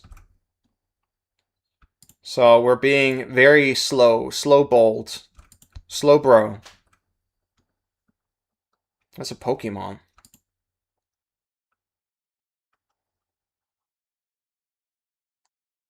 Well, we picked the Artificer instead of Fighter because they have spells. And we like spells. And, you know, walking around with 2 pack slots is, like, pain. That's at least my opinion. So the 3rd level spells we're going to pick, we have a lot of good options. Like, finally, now our selection is really good. Just as a reminder... Oh yeah, we get Animate Dead and that Summon Undead thing. No, not Animate Dead. Speak with Dead and Summon Undead for our subclass. So we're going to pick up Hypnotic Pattern.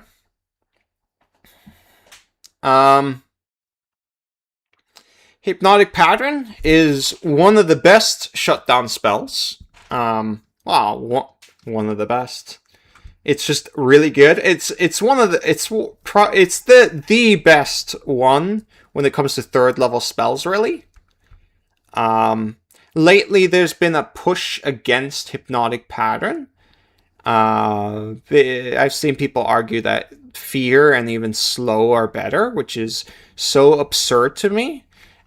Now, if you were to argue like, hey, maybe Web or even like Spike Growth is potentially better than Hypnotic Pattern, I would be like, okay, I can see a case where you would believe this, right?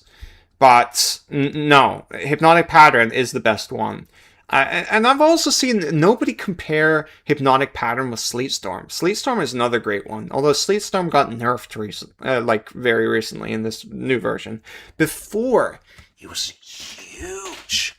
I am kind of mad at myself for not making a video about Sleet Storm, because Sleet Storm 100% deserves more respect. It was a crazy... It still is a crazy spell. It's just really good, but it was way better before. Oh my god. Another thing we're going to pick up is Hunger of Hadar. It's just really good. And it's a damaging, like, it combines super well with plant growth. If there's a druid in your party, then grab Hunger of Hadar first. Because if you guys put down plant growth and then Hunger of Hadar, that's an automatic win. That's an automatic win. You're gonna win. Yeah. All right.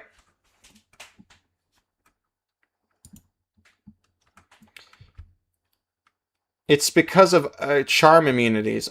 Yes, but people are very overdramatic about the charms. It's so easy to guess who is immune or not to the charms. Like, if you're fighting hill giants, they're not going to be fucking immune to the charm. There's no way. Like, usually when you see any brutes, almost any brutes you can imagine, you know, those guys who run forward and attack, they're not going to be immune. Now, there's also the legendary actions and resistance and stuff like that, but they don't pop up here. No, I'm not talking about spike growth. I'm talking about plant growth. If you have somebody in your party with plant growth, then use Hunger of Adar. Like, pick up Hunger of Adar first. Anywho, let's continue.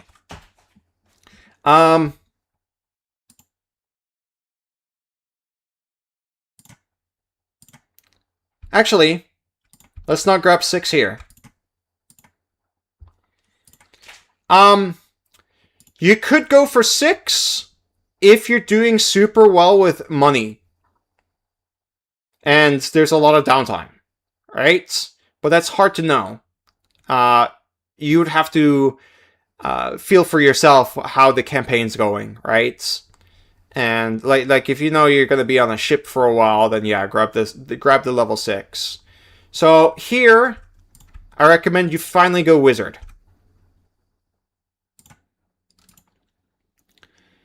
When you pick up wizard, now this is really important, okay? We made a drawing about this, right? That is when we craft the headband of intelligence, okay? When we get that, we're actually, our intelligence is actually higher than a charisma, because right now at this level, our charisma is still only 17, which is okay. It's not, that's not terrible.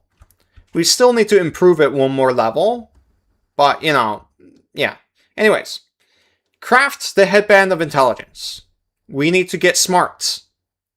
That way our spells are going to be good, right? We're still going to go with the angle of grabbing things that don't really force a save too much, but, you know, when we see, like, a really good spell, and we have this, then, of course, we're going to pick it up. Even if you picked Fireball and you don't have a headband of intelligence, that's okay, because half damage spells do so much damage that it doesn't really matter.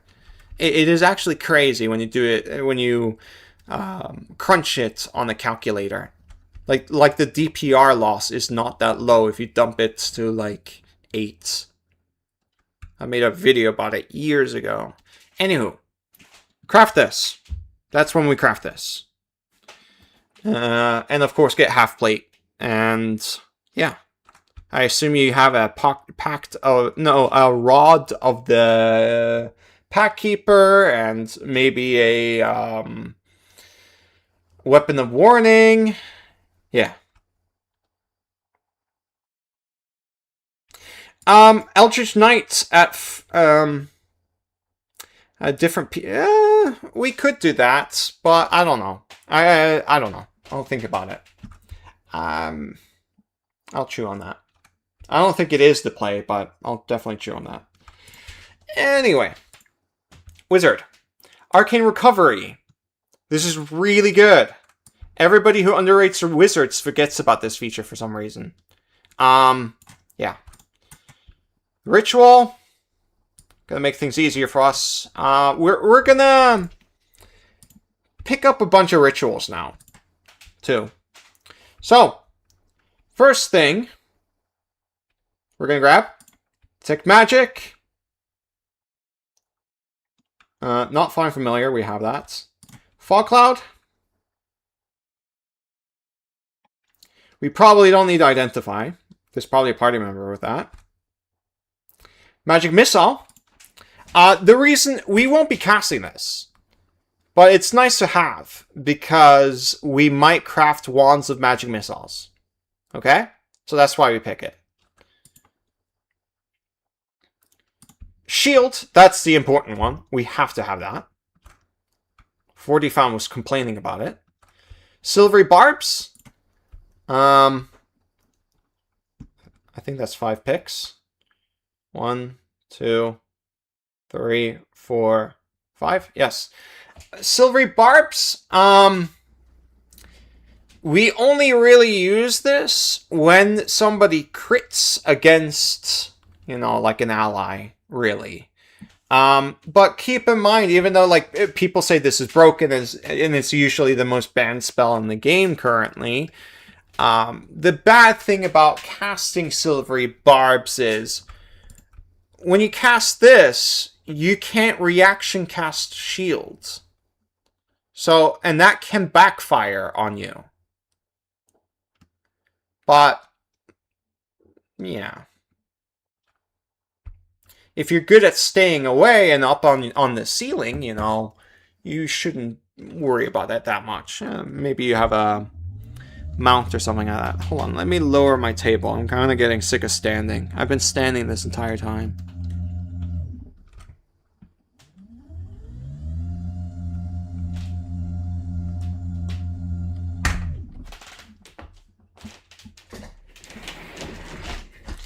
Alright, now I'm sitting down. Alright.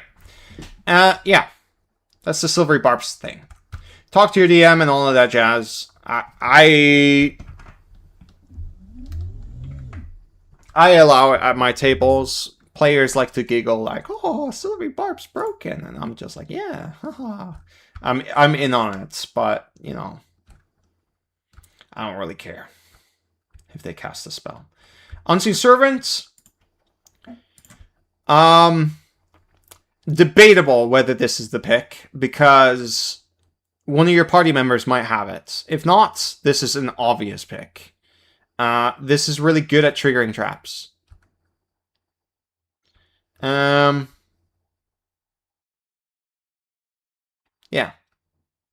That's that. Oh!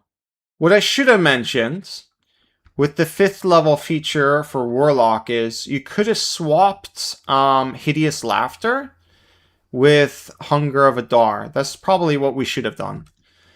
So let's go back and do that.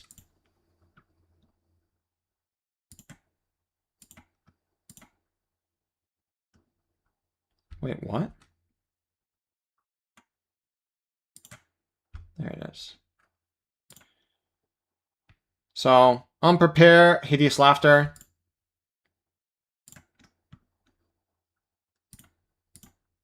And pick up Hunger of Adar. Yes, that's the play. There we go. Okay, we're power gaming again. Good. Good, good, good. Alright.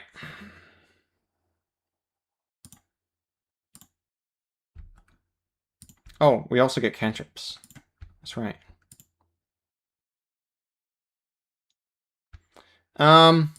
Blade Ward. Doesn't really matter.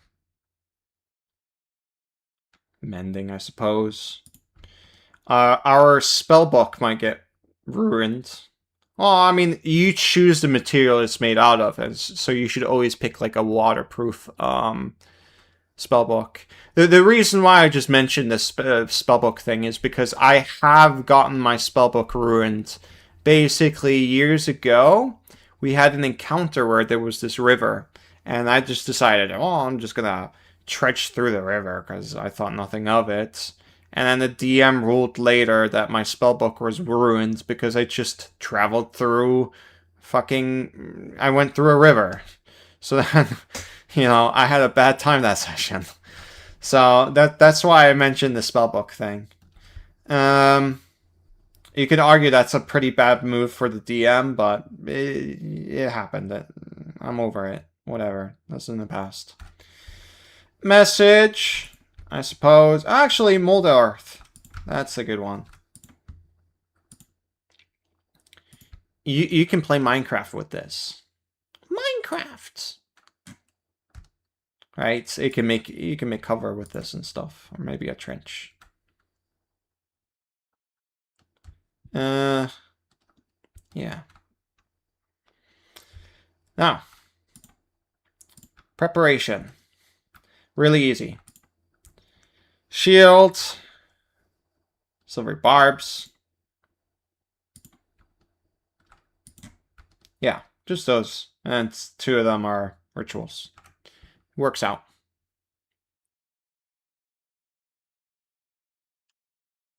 I mean, I guess you can make your spellbook into stone tablets. And they would, technically, rules as written, they wouldn't weigh more, but I don't know.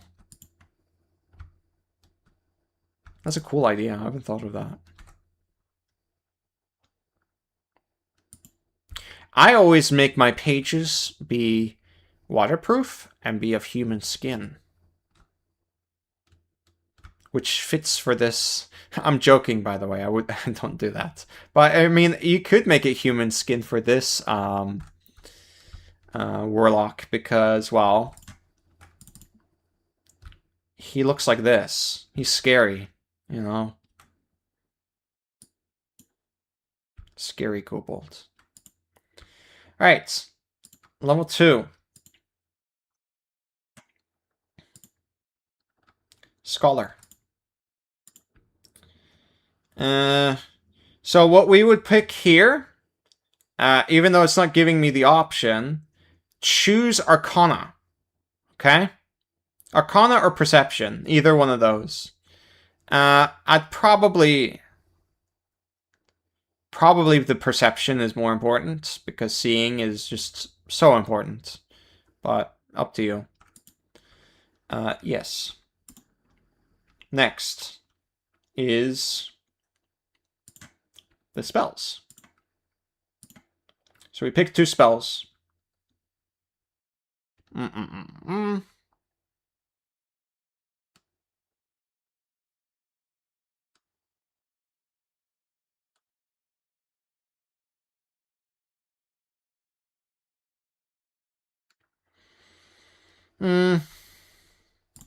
Tensor's floating disk. We don't really need anything. We'll just grab a bunch of rituals. This is for dragging things. Pretty useful with a familiar, you know. If we need to hole a bunch of bodies, you know, we're going to be messing with necromancy, like animate dead later. So this is actually pretty handy to have as a ritual.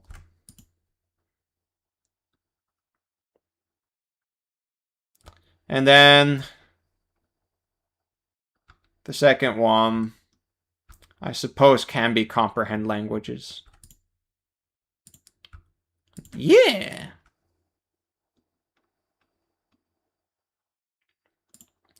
All right. 3rd level. Subclass.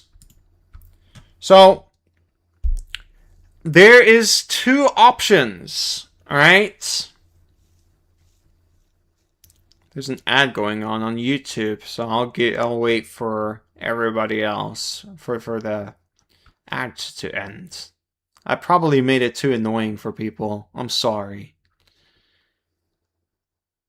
There we go. I think people are back now. So, the wizard subclass pick. It depends. Like I said, I don't have access to the new book because Wizards of the Coast doesn't like me anymore. If the Necromancer is really powerful, then pick Necromancer. Because we're going to be messing with undead, and we're going to have a feature that does something with necrotic damage. And that new Necromancer might actually boost the necrotic damage, right? Because remember, we have Form of Dread and that... Oh, shit. I just realized something. We forgot to grab the 6th level. No! Guys, why didn't you say anything? Oh my god. So, I forgot to grab level 6. So I was supposed to grab level 1 for Wizard here. and then go back to Warlock, but I forgot. God damn it.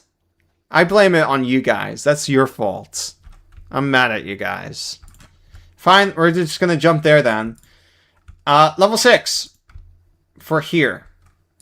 So that would be level 7, no, 8 in total. We grab the Warlock. Alright. And the spell pick would be probably, let's go to spell magic.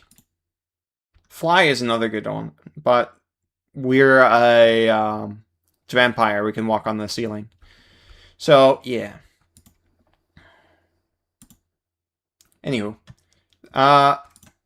And we get Grave Touched, which does something with our necrotic attacks.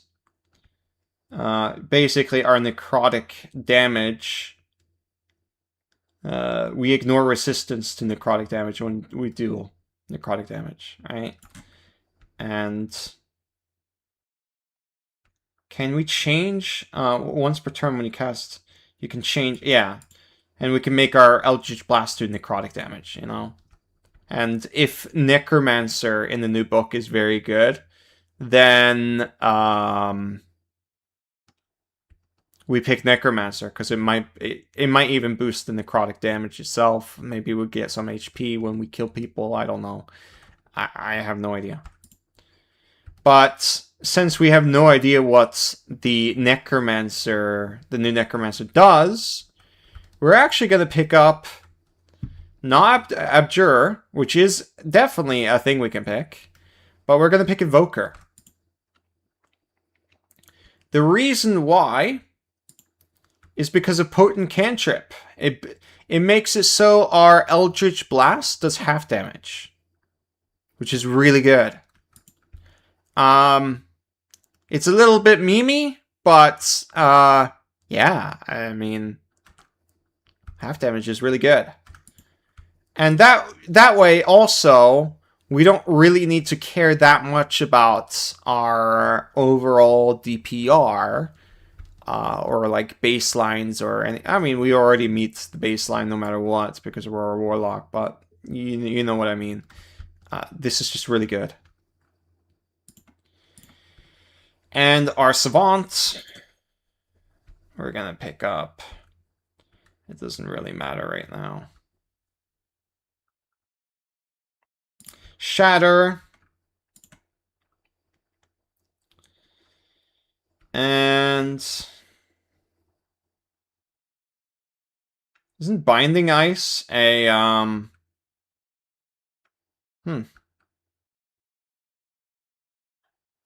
Wait. Binding Ice. It is. Okay. Here. Maybe it's down here. There it is. So we pick Shatter and Binding Ice. Alright.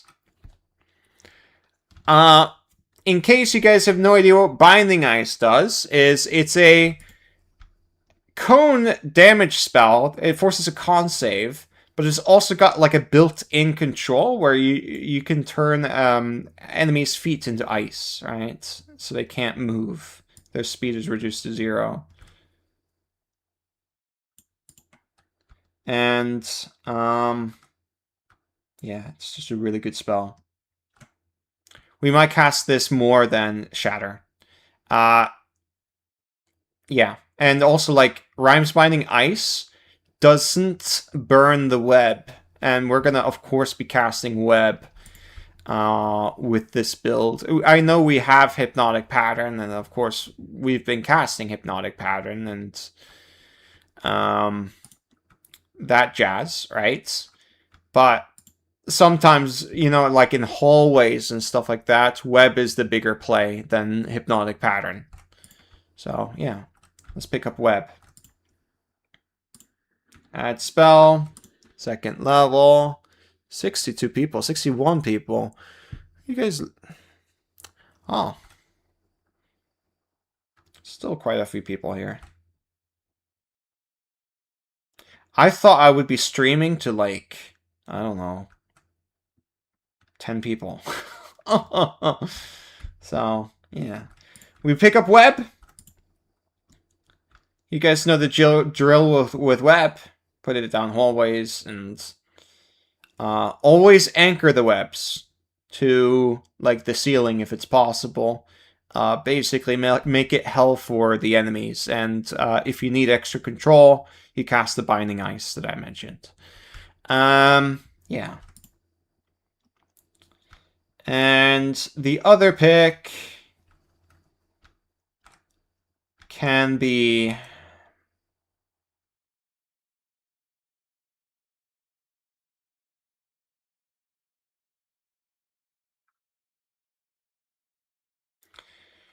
It can be Rope Trick, but I think your party has Rope Trick at this level. I love your content. Thanks for all your effort. Thank you. I like doing this, so... Yeah, it's no problem. We're going to pick up Tash's Mind Whip. This forces an intelligence save, and it makes it so the enemy has to... can only choose one action of just like a move, an action, or bonus action. You can only do one instead of the 3. Crazy good spell. I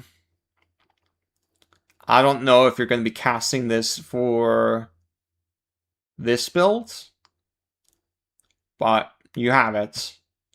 Yeah, you probably will. I guess it matters. It depends how good the suggestion is. I don't know. Well, then again, since you got that pack slots, you always upcast it. But that's if you're using it through pack slots. I don't recommend you do that, by the way. Instead, you cast it through... you save your pack slots for the Hypnotic Pattern and the Hunger of Adar. And Dispel Magic, I suppose. Yeah. Alright. That's that. Let's go to our spellbook. Convenience. Next level. Level 4. So we're level 11 now. So we're in tier 3.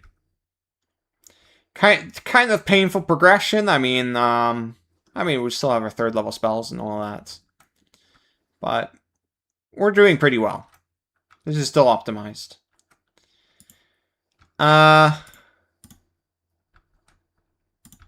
We're going to pick a feat.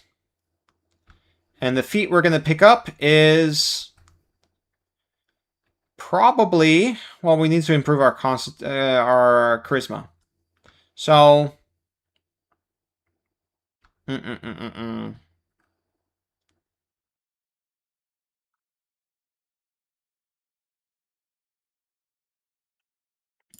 Does Mage Slayer improve? No, it doesn't. Unfortunate.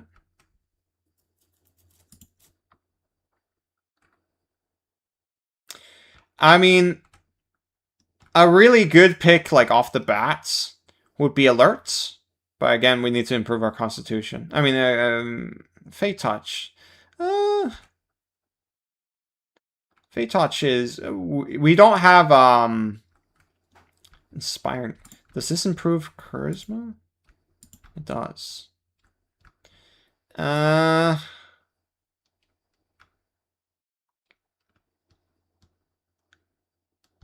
Inspiring a leader is a really good one. But it depends if your party has it or not. But I guess for now, we can pick up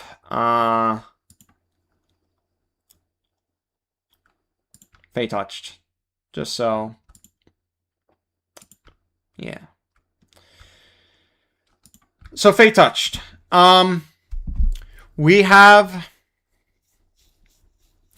quite a lot of options. We could pick up Gift of Alacrity. That's the best one for us because we're a warlock. There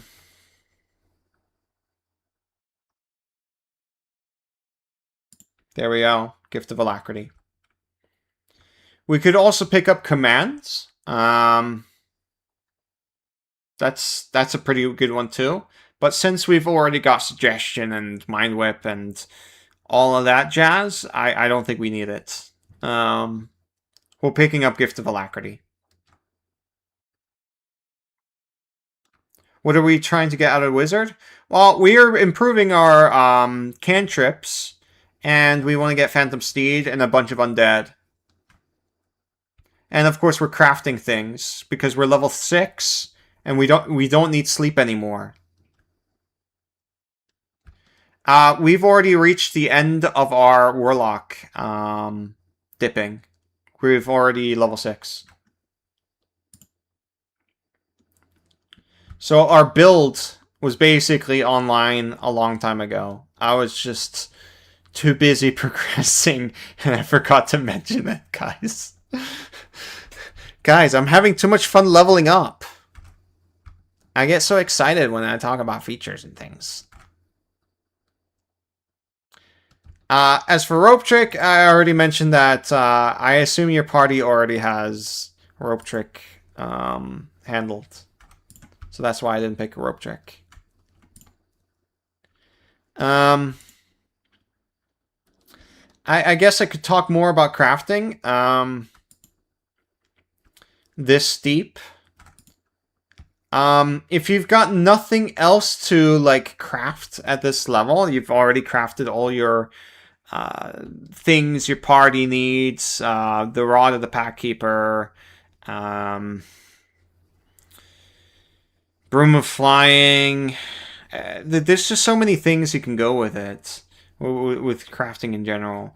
But like, if you come to a point where you just don't know what to craft, oh yeah, and of course the Headband of Intelligence. I keep forgetting about that. Right, that's the most important one too, besides the Manifold tool. What was I saying? Oh, yeah. When you have nothing else to craft because of attunements and stuff like that, you know, your parties are already attuned to everything and you can't have any more attunements. We have Magic Missile.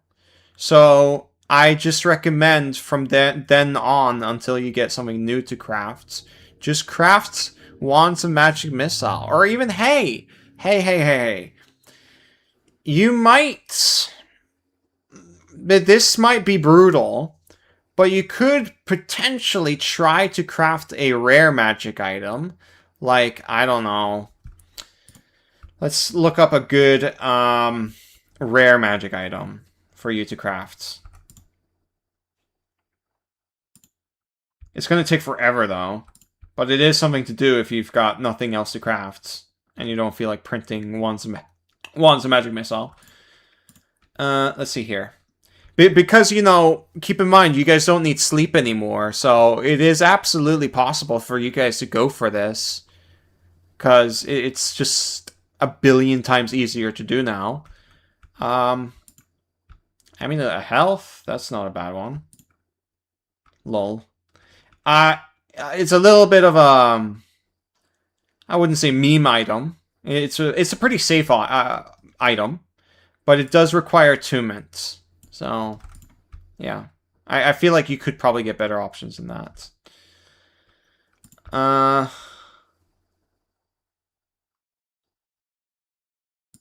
No. Bag of Beans. That would be incredibly funny to craft. But I don't expect you to craft that.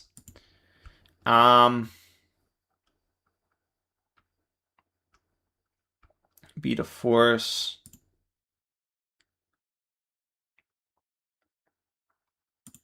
Boots, no.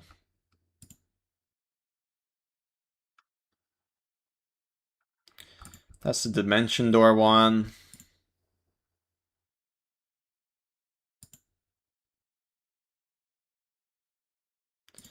Cloak of Displacement. That Alright, there you go. That's a really good one. So, yeah, you could craft this. That way, you know, any creature has disadvantage on attack rolls against you. Crazy good item. Crazy, crazy good. And Cube of Force. For some reason, I thought this was a very rare item. I kind of forgot. This is probably what I would aim for. Or maybe Instant Fortress. Another really good one. But yeah. You could aim for those. Because you don't need to long rest anymore. You don't suffer exhaustion. So no worries. If you have downtime, go for these. It just takes forever. I forgot how long. I'll talk about it in the proper video. Alright. Now. Let's move on. Level 5.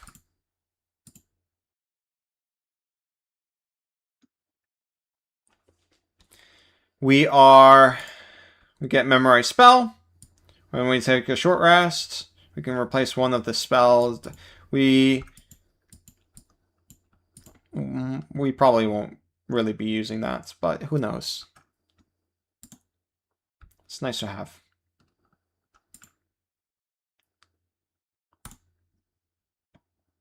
Here we go.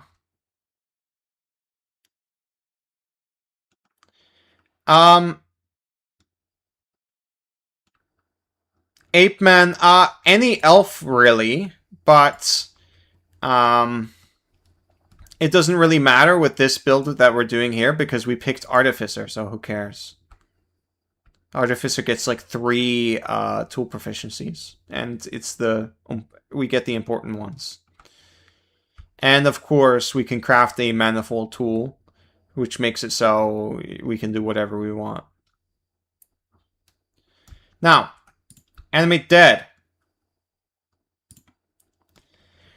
So, we did pick up the magic stones, so we can give the magic stones to our skeletons. Another thing to mention, although that changes our build a little bit, and it of course depends on how your DM rules the Agonizing Blast feature. You could apply Agonizing Blast to your rocks. That way your skeletons do more damage. Yeah. But I'm assuming that you're just progressing in a normal campaign. So that's why I'm not really going too hard into the Magic Stone stuff. And, yeah. Anywho, I'm getting sleepy. Oh, the music stopped. Oh no. I just realized that now. Let me turn on new music. Give me a second. There we go. Now we're turning on Morrowind music. Our RuneScape music stopped.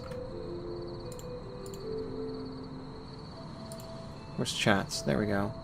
Do you guys like Morrowind? I love Morrowind. You guys didn't say anything about the music. You guys are silly.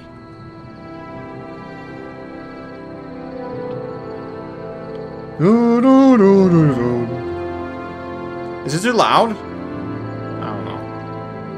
A little bit. There we go. Alright. The other spell. So we picked 2 spells. We already got Anime Dead. And we're going to pick up Phantom Steed.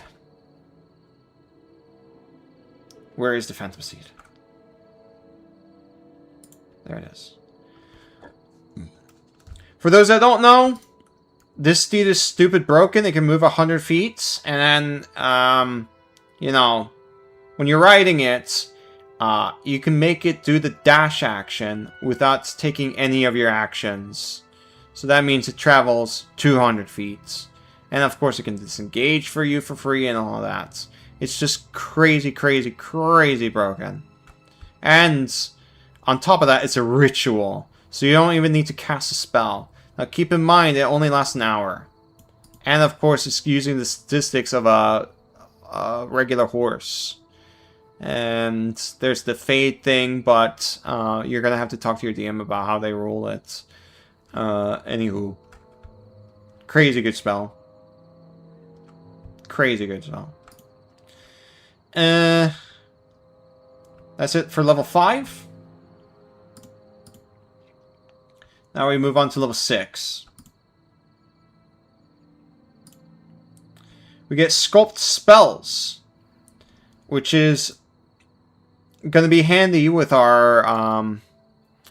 if we somehow entangle our fighter or stupid martial friend or something like that, or, you know, they're just generally in the way, we won't, you know, we won't affect that stupid martial with our Rhymes Binding Ice or Shatter or even Fireball, which, speaking of Fireball,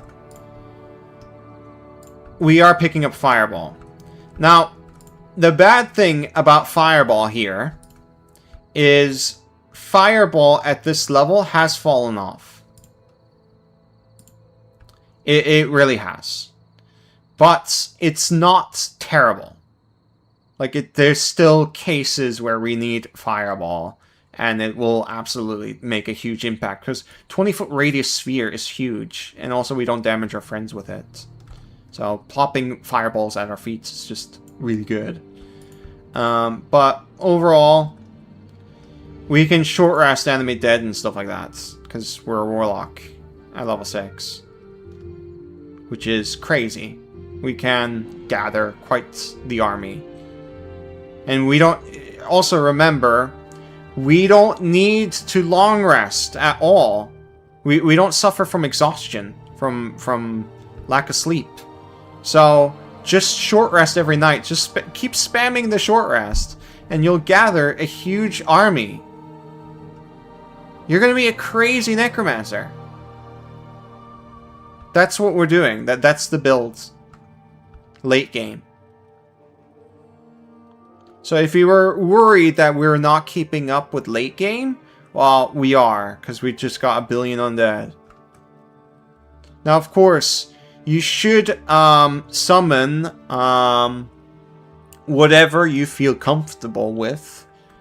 But, you know, in theory, blah, blah, blah. Glyphless wizard build. I don't really like talking about glyphs. But glyphs is definitely something you can pick up.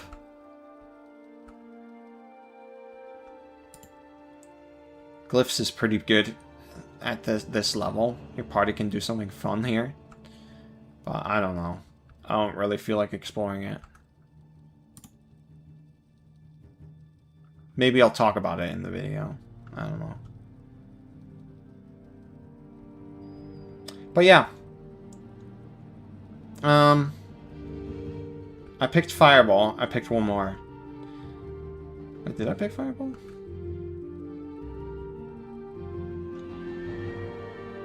Yeah, I did. Okay. The fourth pick can be Tiny Huts? I don't know. What is this? Or this is... Oh, this is a new spell.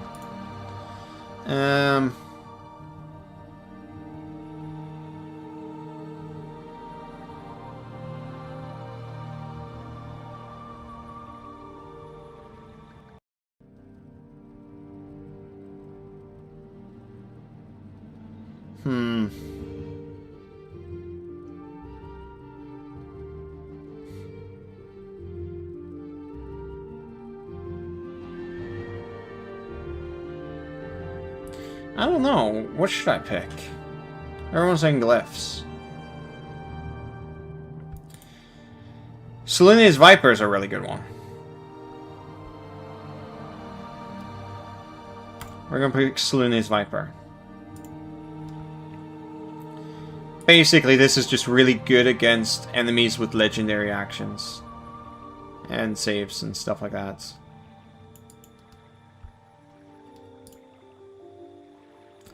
Yeah. That's that. Now we're going on to level 7. We're 56 people now. Before we were like 69 or something like that. Oh no. Oh well. I'm running a little bit out of steam. Gator isn't here, so he can't pent me up. So 4th level spells. We're gonna go for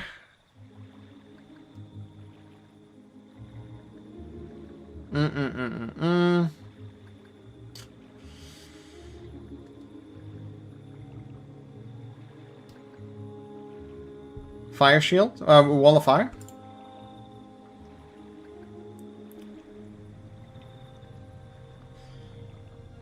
Polymorph isn't great at this level, but it is an emergency button, so I suppose we could grab that. So yeah. We're doing that.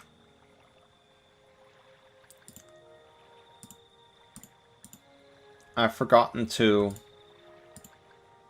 do the spellbook prep. Let me do that real quick.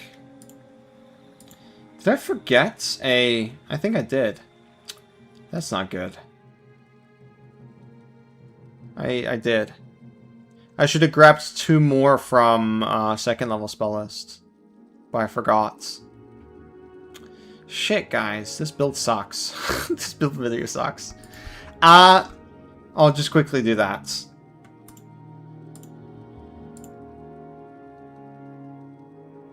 So at level 4, I would have grabbed...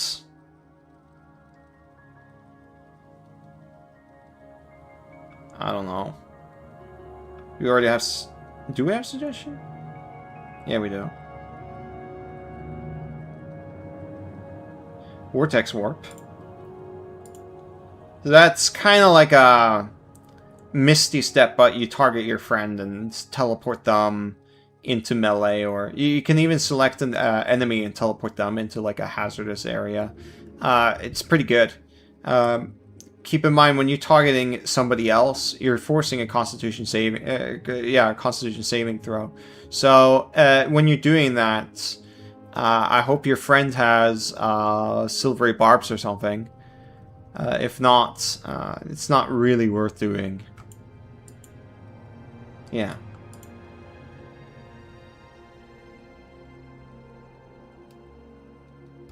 Yeah, I do. I do have Shatter and Rhymes Binding, guys. I forgot.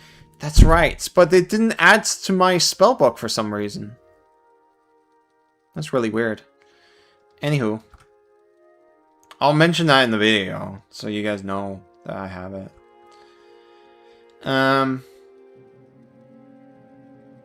Awful build, great stream. What do you mean, awful build? What is awful about this? Tell me. It literally... It doesn't need to rest. It doesn't need to long rest, and it can spam on animate dead. Explain.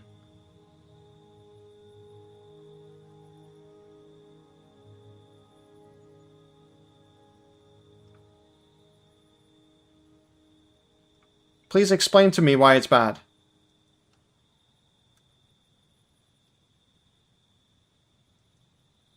Okay, he doesn't answer me. Alright.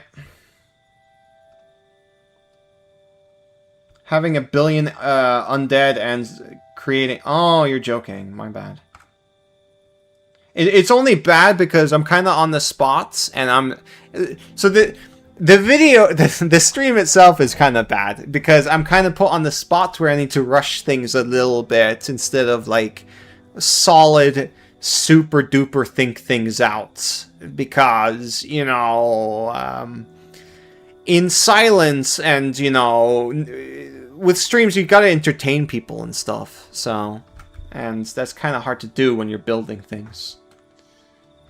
Yeah, this stream is super long. And there's a delay. I am not picking up catnap. Although, is catnap good for this build? That is a funny question. Now that you mention it.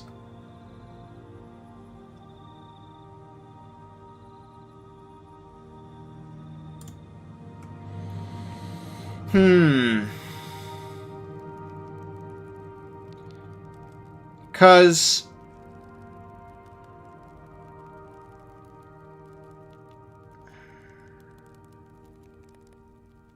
the duration is 10 minutes. And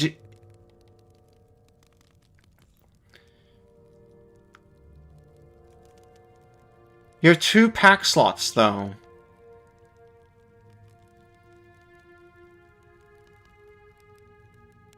Catnap might not be terrible. That way we can get even more undead quicker.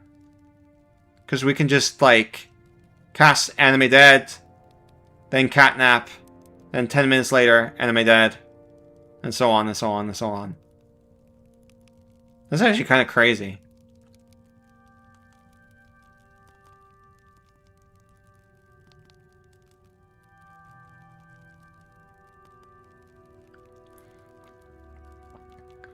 I mean, Prayer of Healing is so much better. I've seen a party get completely screwed over by catnap because, well, enemies snuck up while they were catnapping and tied them up. So that really backfired for the party. It's definitely an interesting pick, but we technically don't need the catnap because we're already crazy with the Animate Dead and not needing sleep. But if we're really like if we really want to crank out things fast, then yeah, catnap would be an awesome pick. That's worth mentioning in the video. That's crazy. Funny. Normally I look at catnap as a bad spell. Anywho, I was going to pick another 2nd level spell.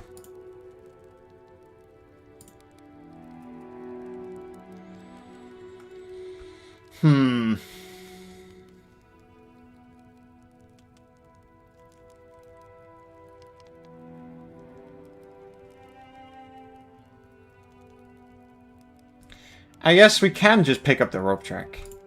Because, like, you know, even though our party might have rope trick, then, you know, it might not be their initiative, and getting the rope trick active now rather than later is just better, usually. You know what I mean? So, yeah.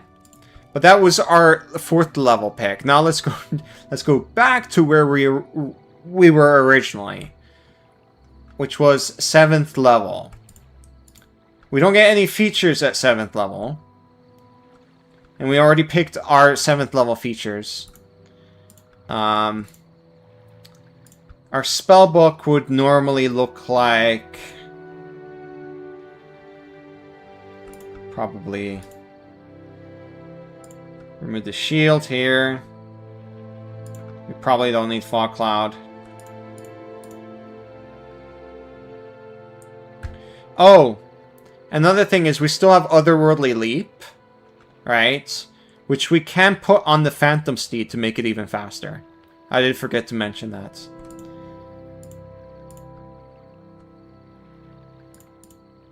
And... probably won't... there we go. Oh! We can pick Vortex Warp.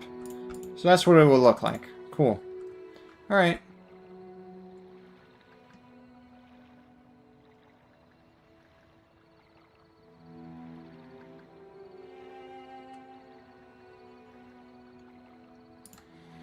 Alright, now let's move on to level 8 Wizard. Which puts us at level 15. And The feat pick we're gonna get is alerts. We want to win more often and swap our initiative. You know, we have 1 billion undead, right? Tons and tons of undead. To whatever amount of undead you can control. Yeah.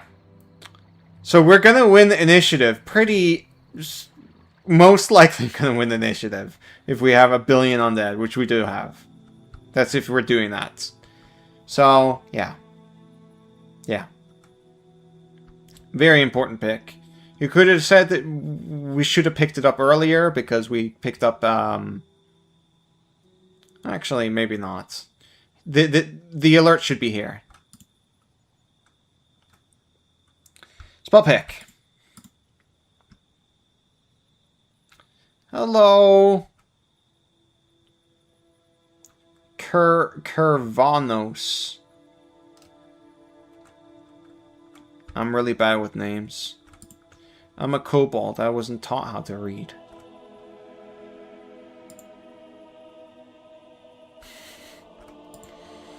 Alright. So, 4th level pick is gonna be...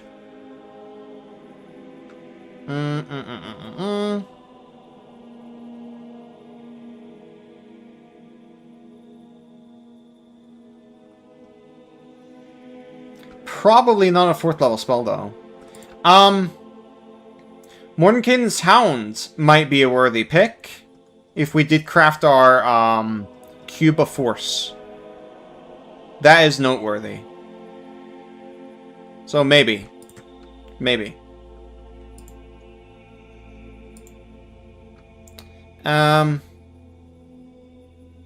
Dimension Door?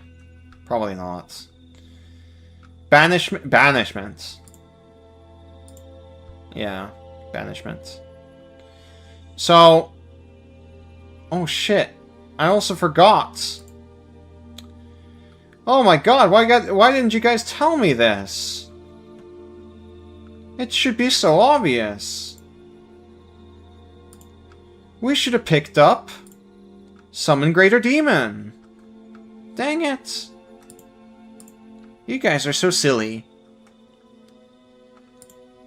Basically, we can summon our Barbua, or whatever they're called. Or a Dybbuk. Or a Rock.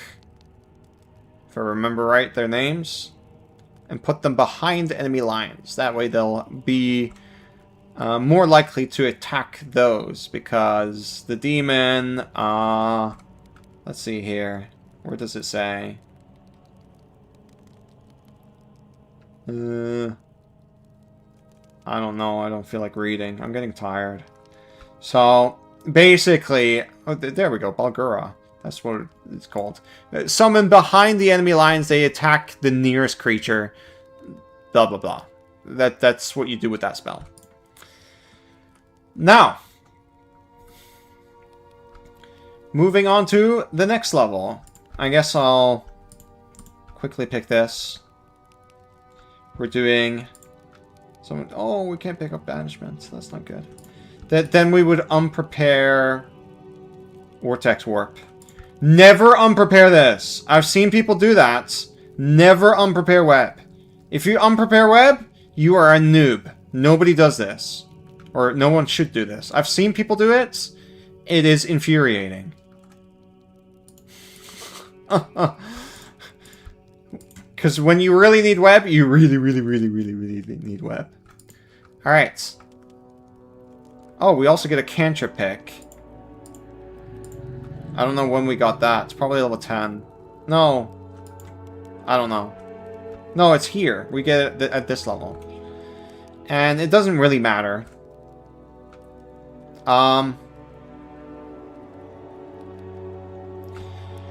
Mind Sliver is a trap for this build. Although we do half damage, but still though, like, it's just too much setup.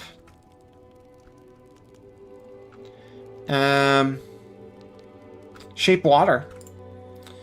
So, to quickly talk about Shape Water, what you can do, hypothetically, is when you want to get to the ceiling, right?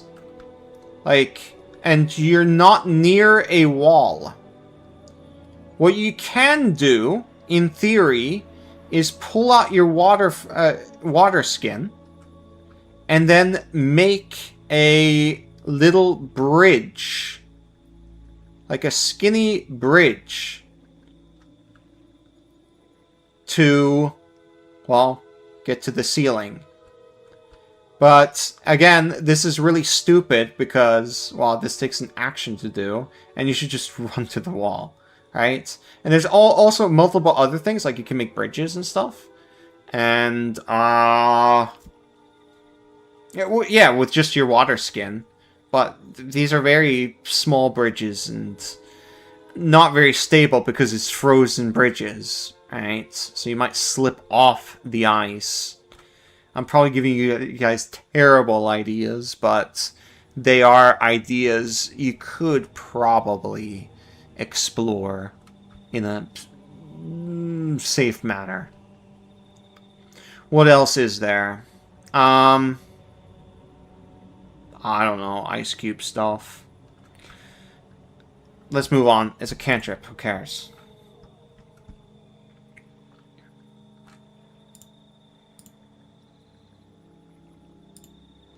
Did we pick our spells? Yeah, we did. So, we're moving on to level 9.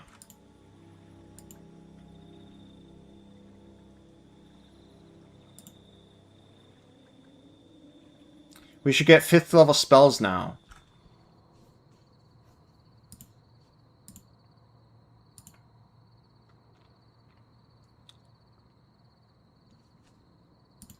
Oops.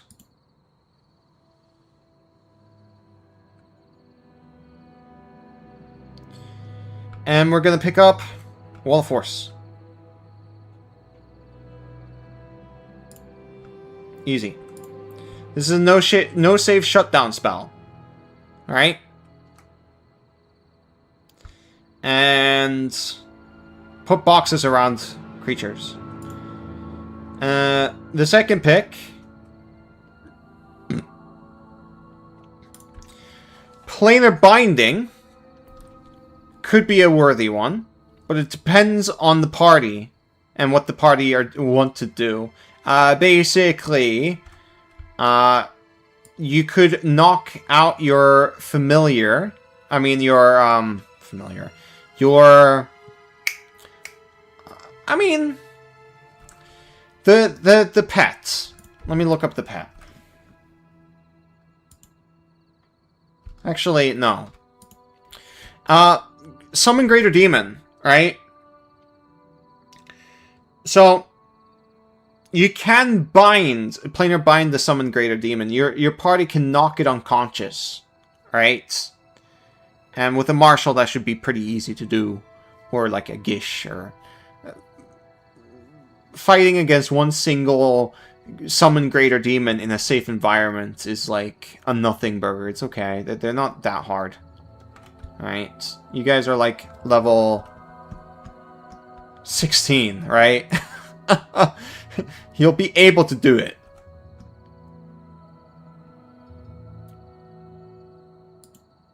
So, yeah. For optimization's sake, planar binding. Another great option is Hypnotic Static. Because it's just a really good blast spell. But, yeah. We're doing this for now.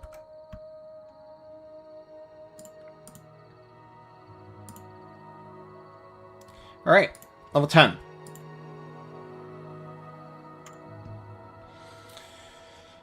We get Empowered Evocation. Whenever you cast a wizard spell from the Evocation School, you add your Intelligence modifier to 1 damage roll for that spell.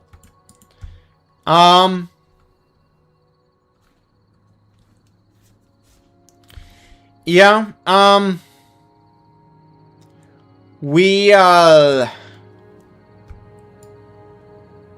there is the, magic missile thing we can do. But that got patched. in 2024. Or at least I think it did.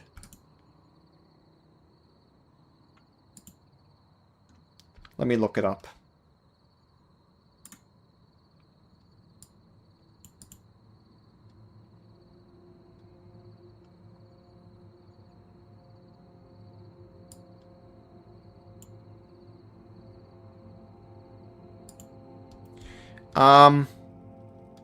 I don't really know. It looks like it's still there to me.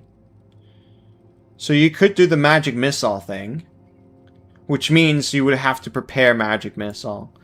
But I'm gonna have to investigate that if that's still like a thing you can do. I'm not sure. It still is up to interpret. It always was, but Jeremy Crawford says you would roll 1d4 and then times it by whatever result you got, and that made it really strong. Like, oh my god. Because then that's this part, and the intelligence modifier would also be multiplied, right? And that would sum up to a lot of damage. A lot of damage. And if that's still around, which it looks like it still is to me, then we prepare Magic Missile. 100%. So, let's go to our spell list. I mean, spell book. And unprepare.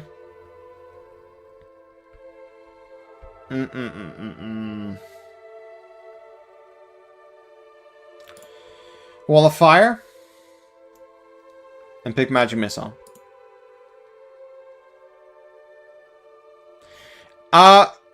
Scorching Ray sucks for this build. I mean, it's not terrible because we have the Hex thing and all that, right? But the Magic Missile would be just a billion times better.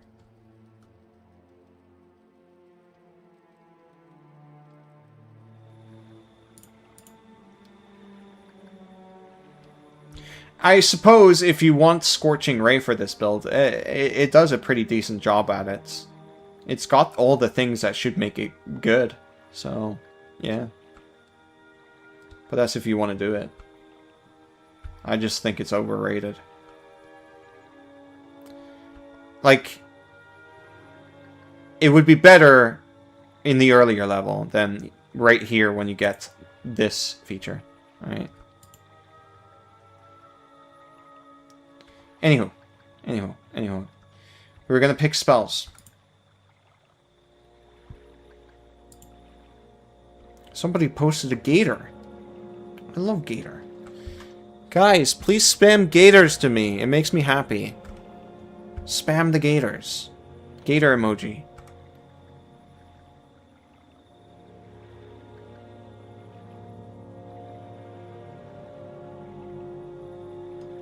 What am I doing? Ooh. I'm scrolling a lot. Which probably makes it unbearable for you guys. I'm sorry.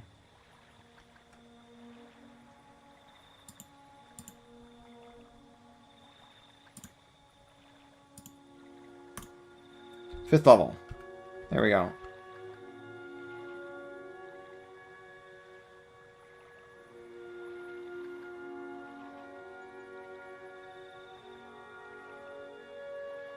There we go. Now people are spamming gators. Well, one person so far. Am I delayed, or is the I don't even know. My OBS broke, so I don't see the super live chat anymore. What do you think of the mobile floating city with a dragon army idea? I'm not sure what you're talking about.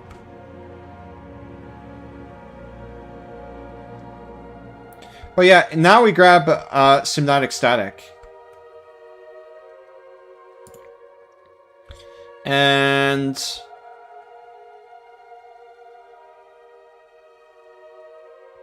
Seeming, maybe.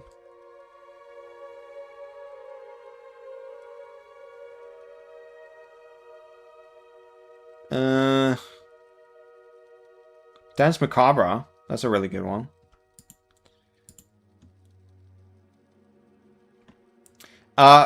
We probably won't be casting Dance Macabre. But we have it. It's... actually... You know what might be a good pick rather than a 5th level spell? Let me just skim quickly first. Yeah, here's what I'm thinking. We pick up Fly, because we kind of need Fly.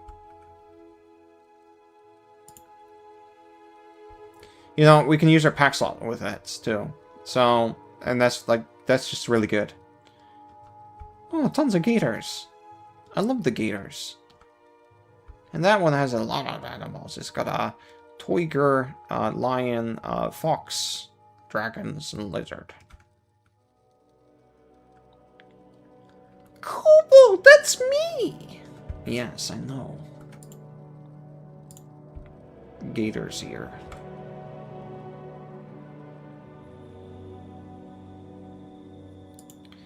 Right. Now. Ooh.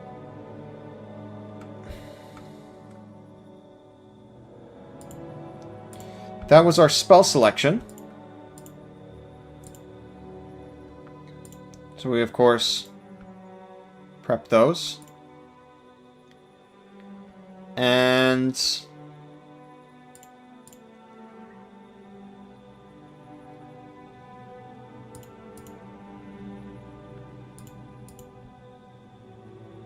Did I forget to No, I didn't. I got it there. Good.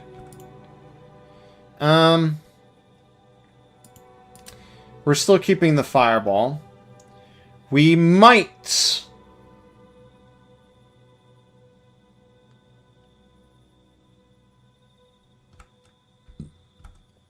We'll unprepare polymorph. I have a feeling that's probably a bad idea, but... for the emergency thing, but I don't know.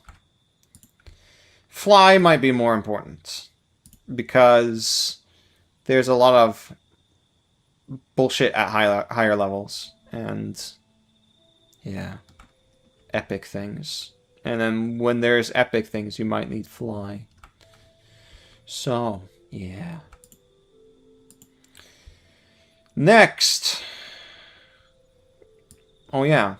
We reached tier 4. So we are at endgame. We need that Fly. 11. Let's go to level 11. Unfortunately, we're never gonna get an epic boon. Well, I don't think so. Let me check real quick. Do we? Yeah, we do. Oh, things worked out pretty well. Next level, we get an epic boon. But for now, we're going to pick spells again. And we should have access to 6th level spells. What? Really? We don't? Oh, yeah, we do. Create Homunculus.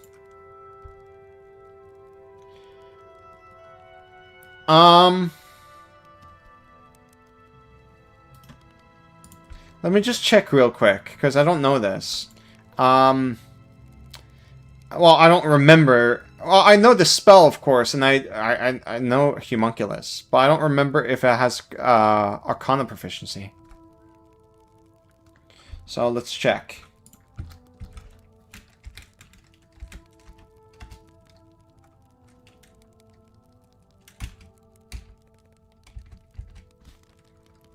Wait, is the Homunculus not here? There it is. I'm just spelling it wrong. Homunculus. It does not have proficiency in Arcana. Okay. Never mind. This is not the pick.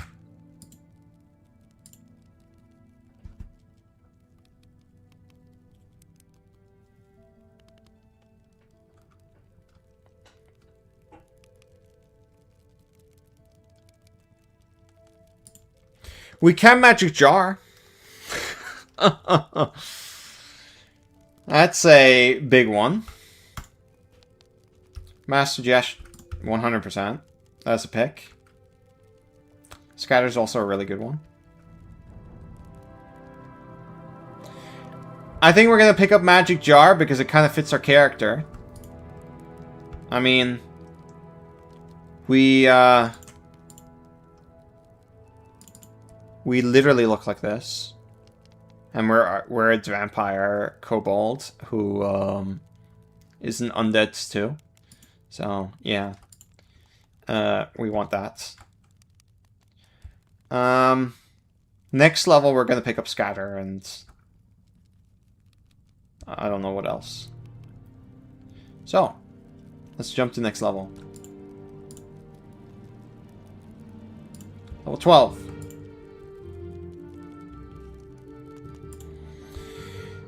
Ability score. We get an epic boon. And we're gonna pick the best epic boon in the game, which is Night Spirits. This is the Gloomstalker feature, but you get resistance as well when you're in dim light or darkness. So not only are you invisible in dim light or darkness, which means enemies have disadvantage, you know, attacking you and stuff like that. But you also have resistance, which is stupid broken. And also you've got your bullseye lanterns and stuff like that, so you won't have any problems. Anywho. And of course we're going to approve our... I guess it doesn't really matter. We're going to improve our charisma. Our charisma should be 19 now. If I remember right. Yes, 19. We never cap out our charisma or our intelligence. Our intelligence is 19, by the way, because remember, we crafted a... I made a drawing about it. We crafted this, the headband of intelligence. Smart!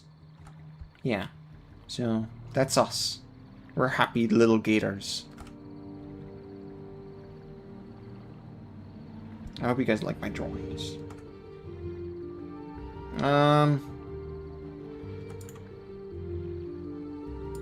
Here we go. Back to classes.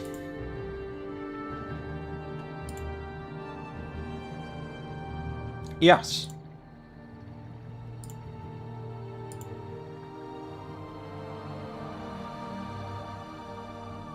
Oh, con. We could improve our con. That's actually a better idea. That is a better idea. Let's improve our con. Normally that wouldn't slip past me when I'm making a build, but I'm getting kind of sleepy. Alright. There we go. Yeah! So now our hit points have been increased, and we're better at con saves. Yeah, good idea. Thank you very much, CS2. You're a good bold. Now, we're gonna go 13. Wait, did I pick spells? I forgot. Lol. No, I didn't. So, what to pick, what to pick. I mentioned Scatter. Scatter's just really good for, like, changing the battlefield in general, in case we did mess up something, or, like, we want a much more favorable position. So, yeah. That's why we want Scatter. And our other pick is going to be...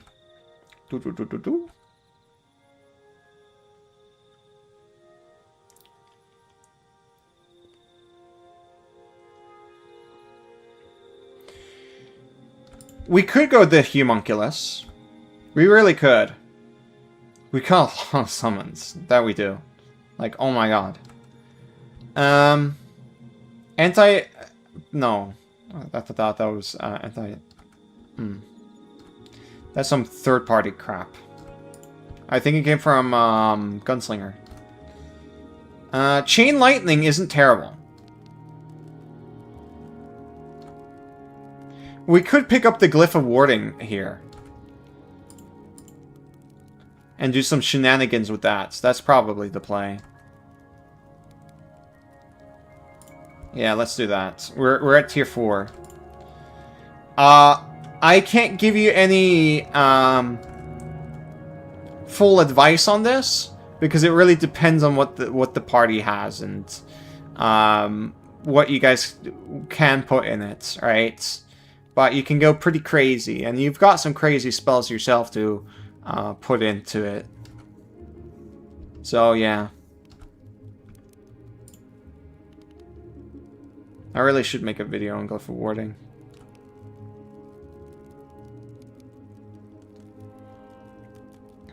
Now,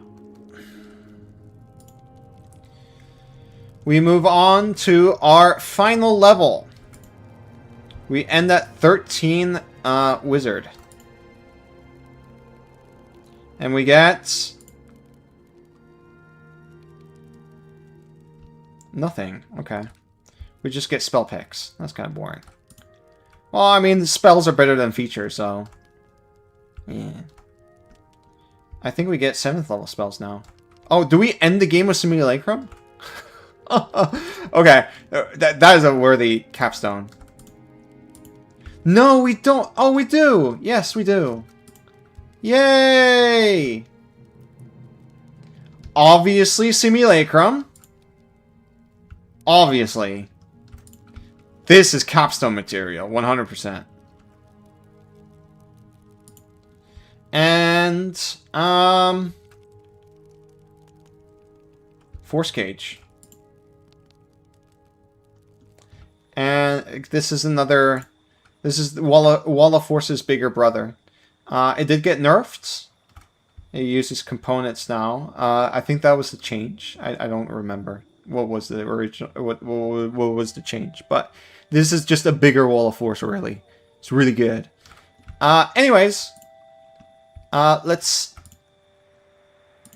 prepare our 2 spells. And there we go. That's our builds. We've been streaming for like 3 hours now. 3.5 hours. So, yeah. That's our build. So to sum it up really quickly, is we go undead a vampire.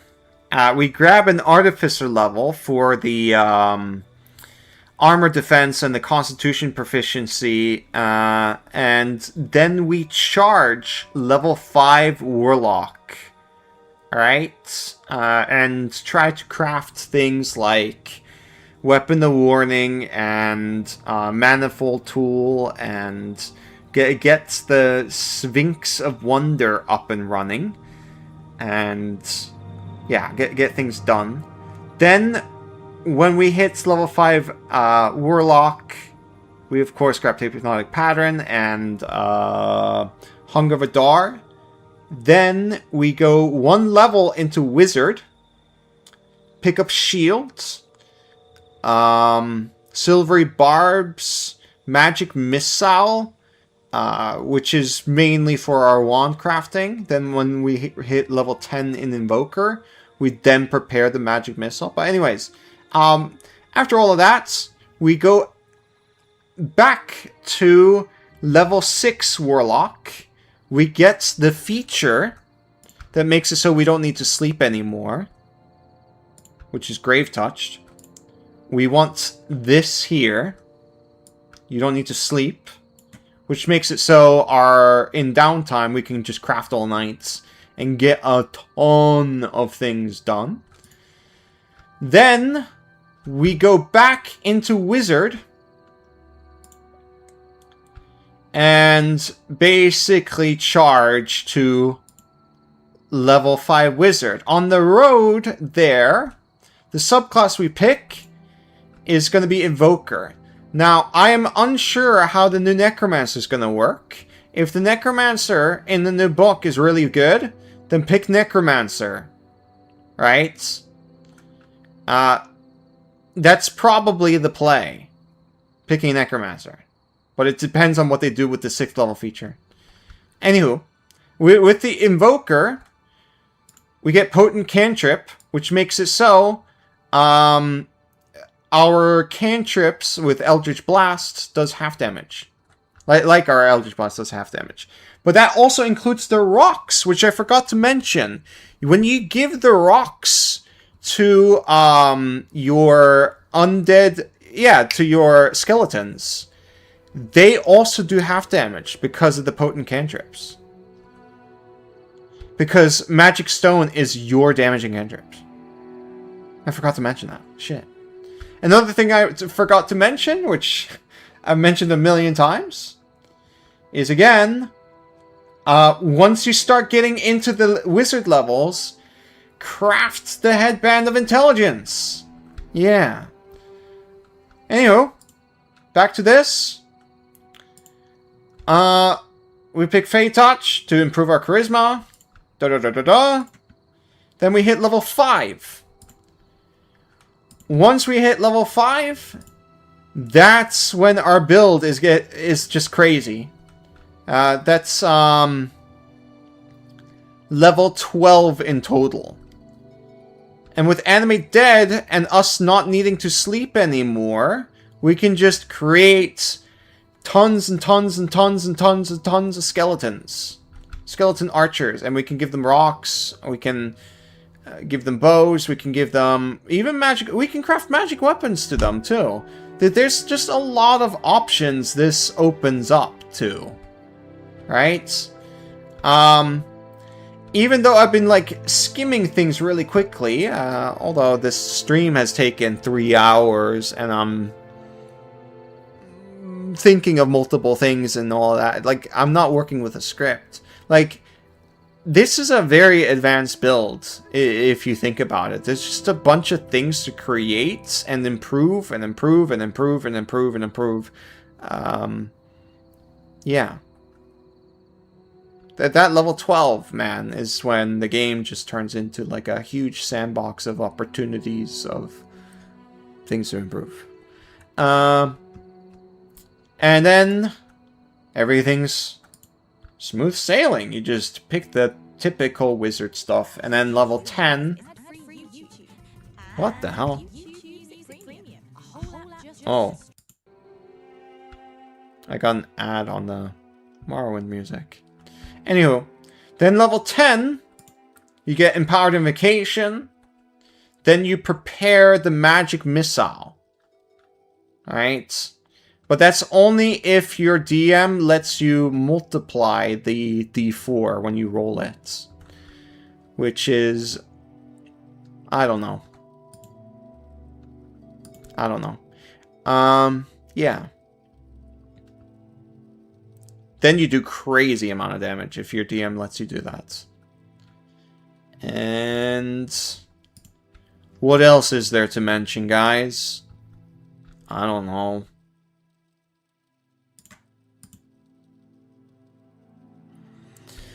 I don't know. That's the build. What do we do now, guys?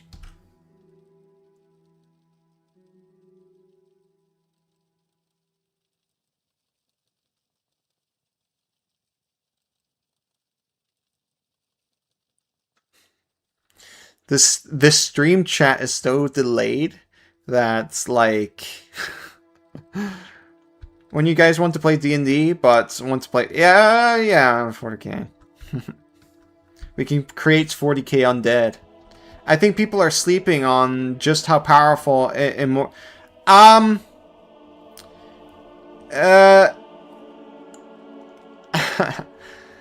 mean, yeah. Immovable object can get pretty crazy. But, I don't know. It depends on the DM, really.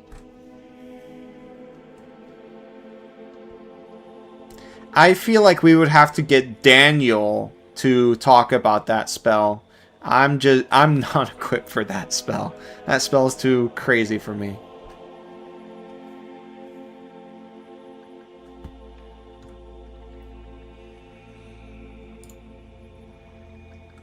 But yeah, I had fun today. I really did. I'm surprised a lot of people stuck around for so long. So, yeah.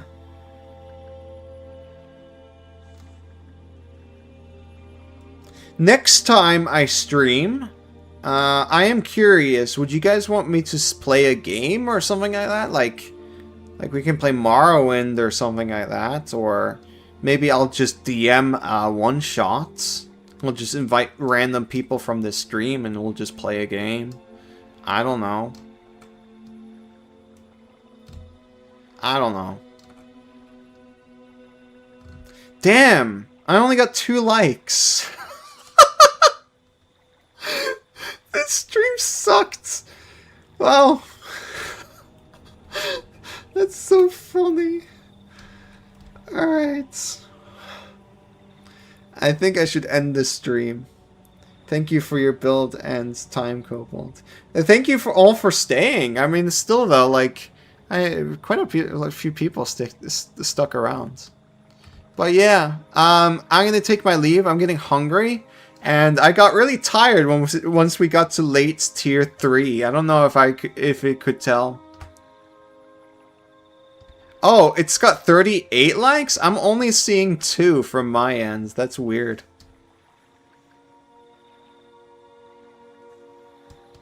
Oh, 87? I'm seeing... Look, I'm going to take a screenshot, and then I'm going to show you guys. This is what I'm seeing. 2. Funny memes. But yeah, I'm gonna take my leave. I'm gonna eat food and probably go to bed. I have to DM tomorrow. So yeah. Thank you for watching. Bye-bye!